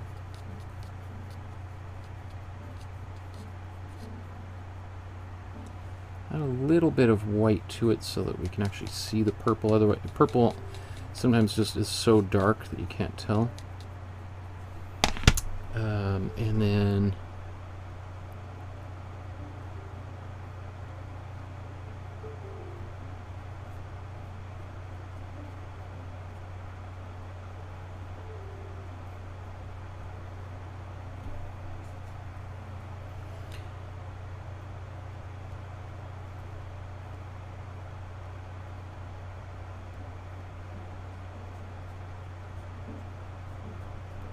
so I think I'm actually cheating a little bit. I don't think there is actually purple in here. He's building up reds and blues in this area, and from when we're zoomed out like this, it actually looks like purple, but I don't think there's actually, no, there's no purple in there. But just since I want to wrap up here in about another 3 or 4 minutes, I don't have time to put in the wealth of detail that he has in the painting, so sort of using this to simulate the effect that he was getting.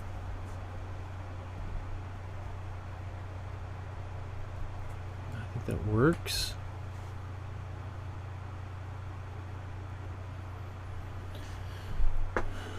Maybe I'm just going to fix this top of that building, and then I think I'll be done. Just want to get...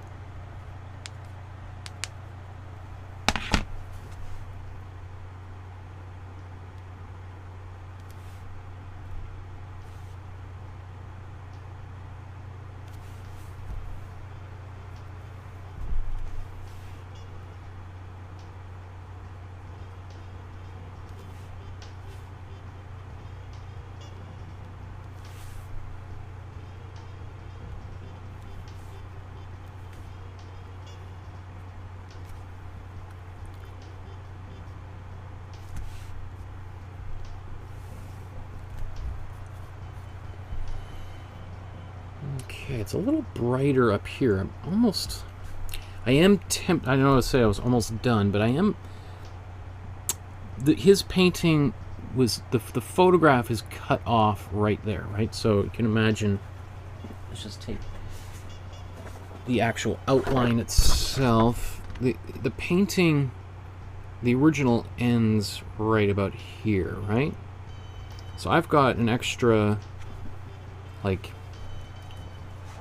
3/4 of an inch of canvas. Do I want to do anything here? Maybe I'll just leave it, but I could see a diagonal being here. That would require changing the sky, like adding more sky up. I think that's, yeah, I'm not going to do that, but just noticing that now. It does feel that area, feel like it wants something there. What could it use to, for me to feel happy about that? How about I'm going to put in another set of windows. Okay, so that color is like, oh, I guess I've made it before. Okay, so let's this dark green. So take a little bit of warm red. So this is cool blue, cool yellow, and cool red, or warm red. And how should I do this?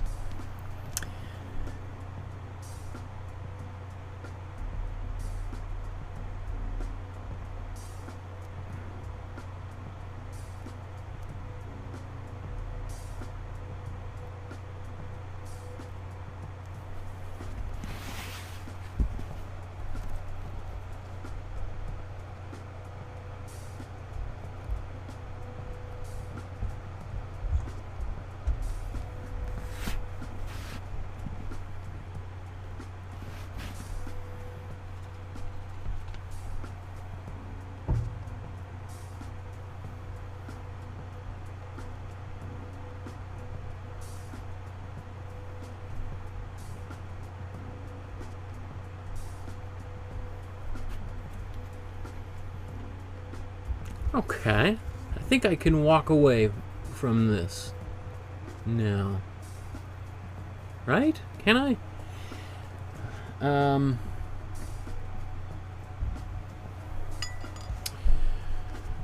Just take a step back and just kind of look at it. Anything that's going to drive me crazy over the next...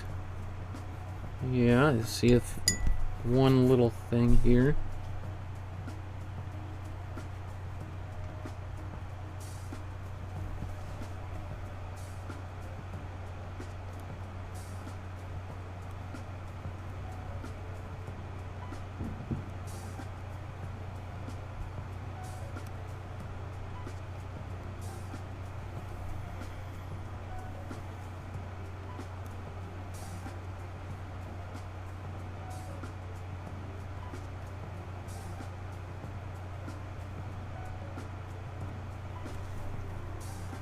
Definitely brighter, that, or I outlined it a little lazily with kind of thick orange, but yeah, it's, oh, this that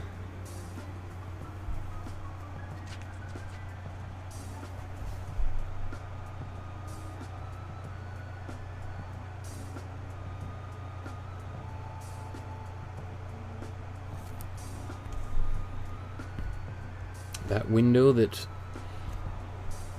has, some people believe, makes this painting a Last Supper. I want to get that detail in.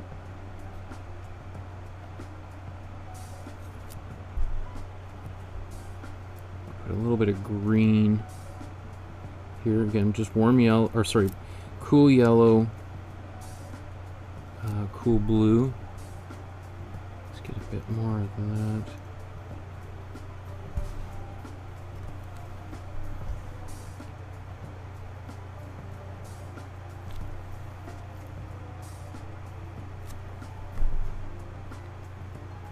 Okay. I think that's good, right? I think, yes. Okay, Michael, you're done. Stop painting. Okay. Super pumped. Super pumped. I feel great about that. I feel like it's pretty darn close to the original. I think I got all the colors in there that need to be there. Didn't even use any black, just used that dark color. Okay. So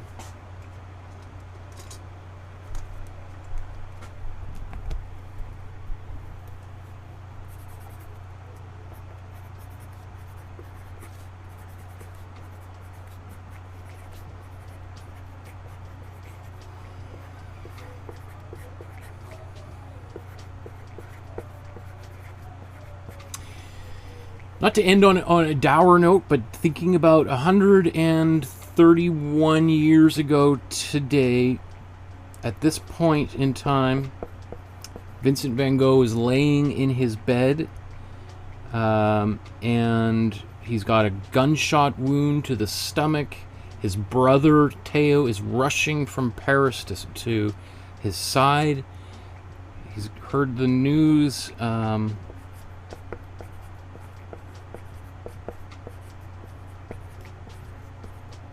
He will pass away tomorrow, or on the 29th.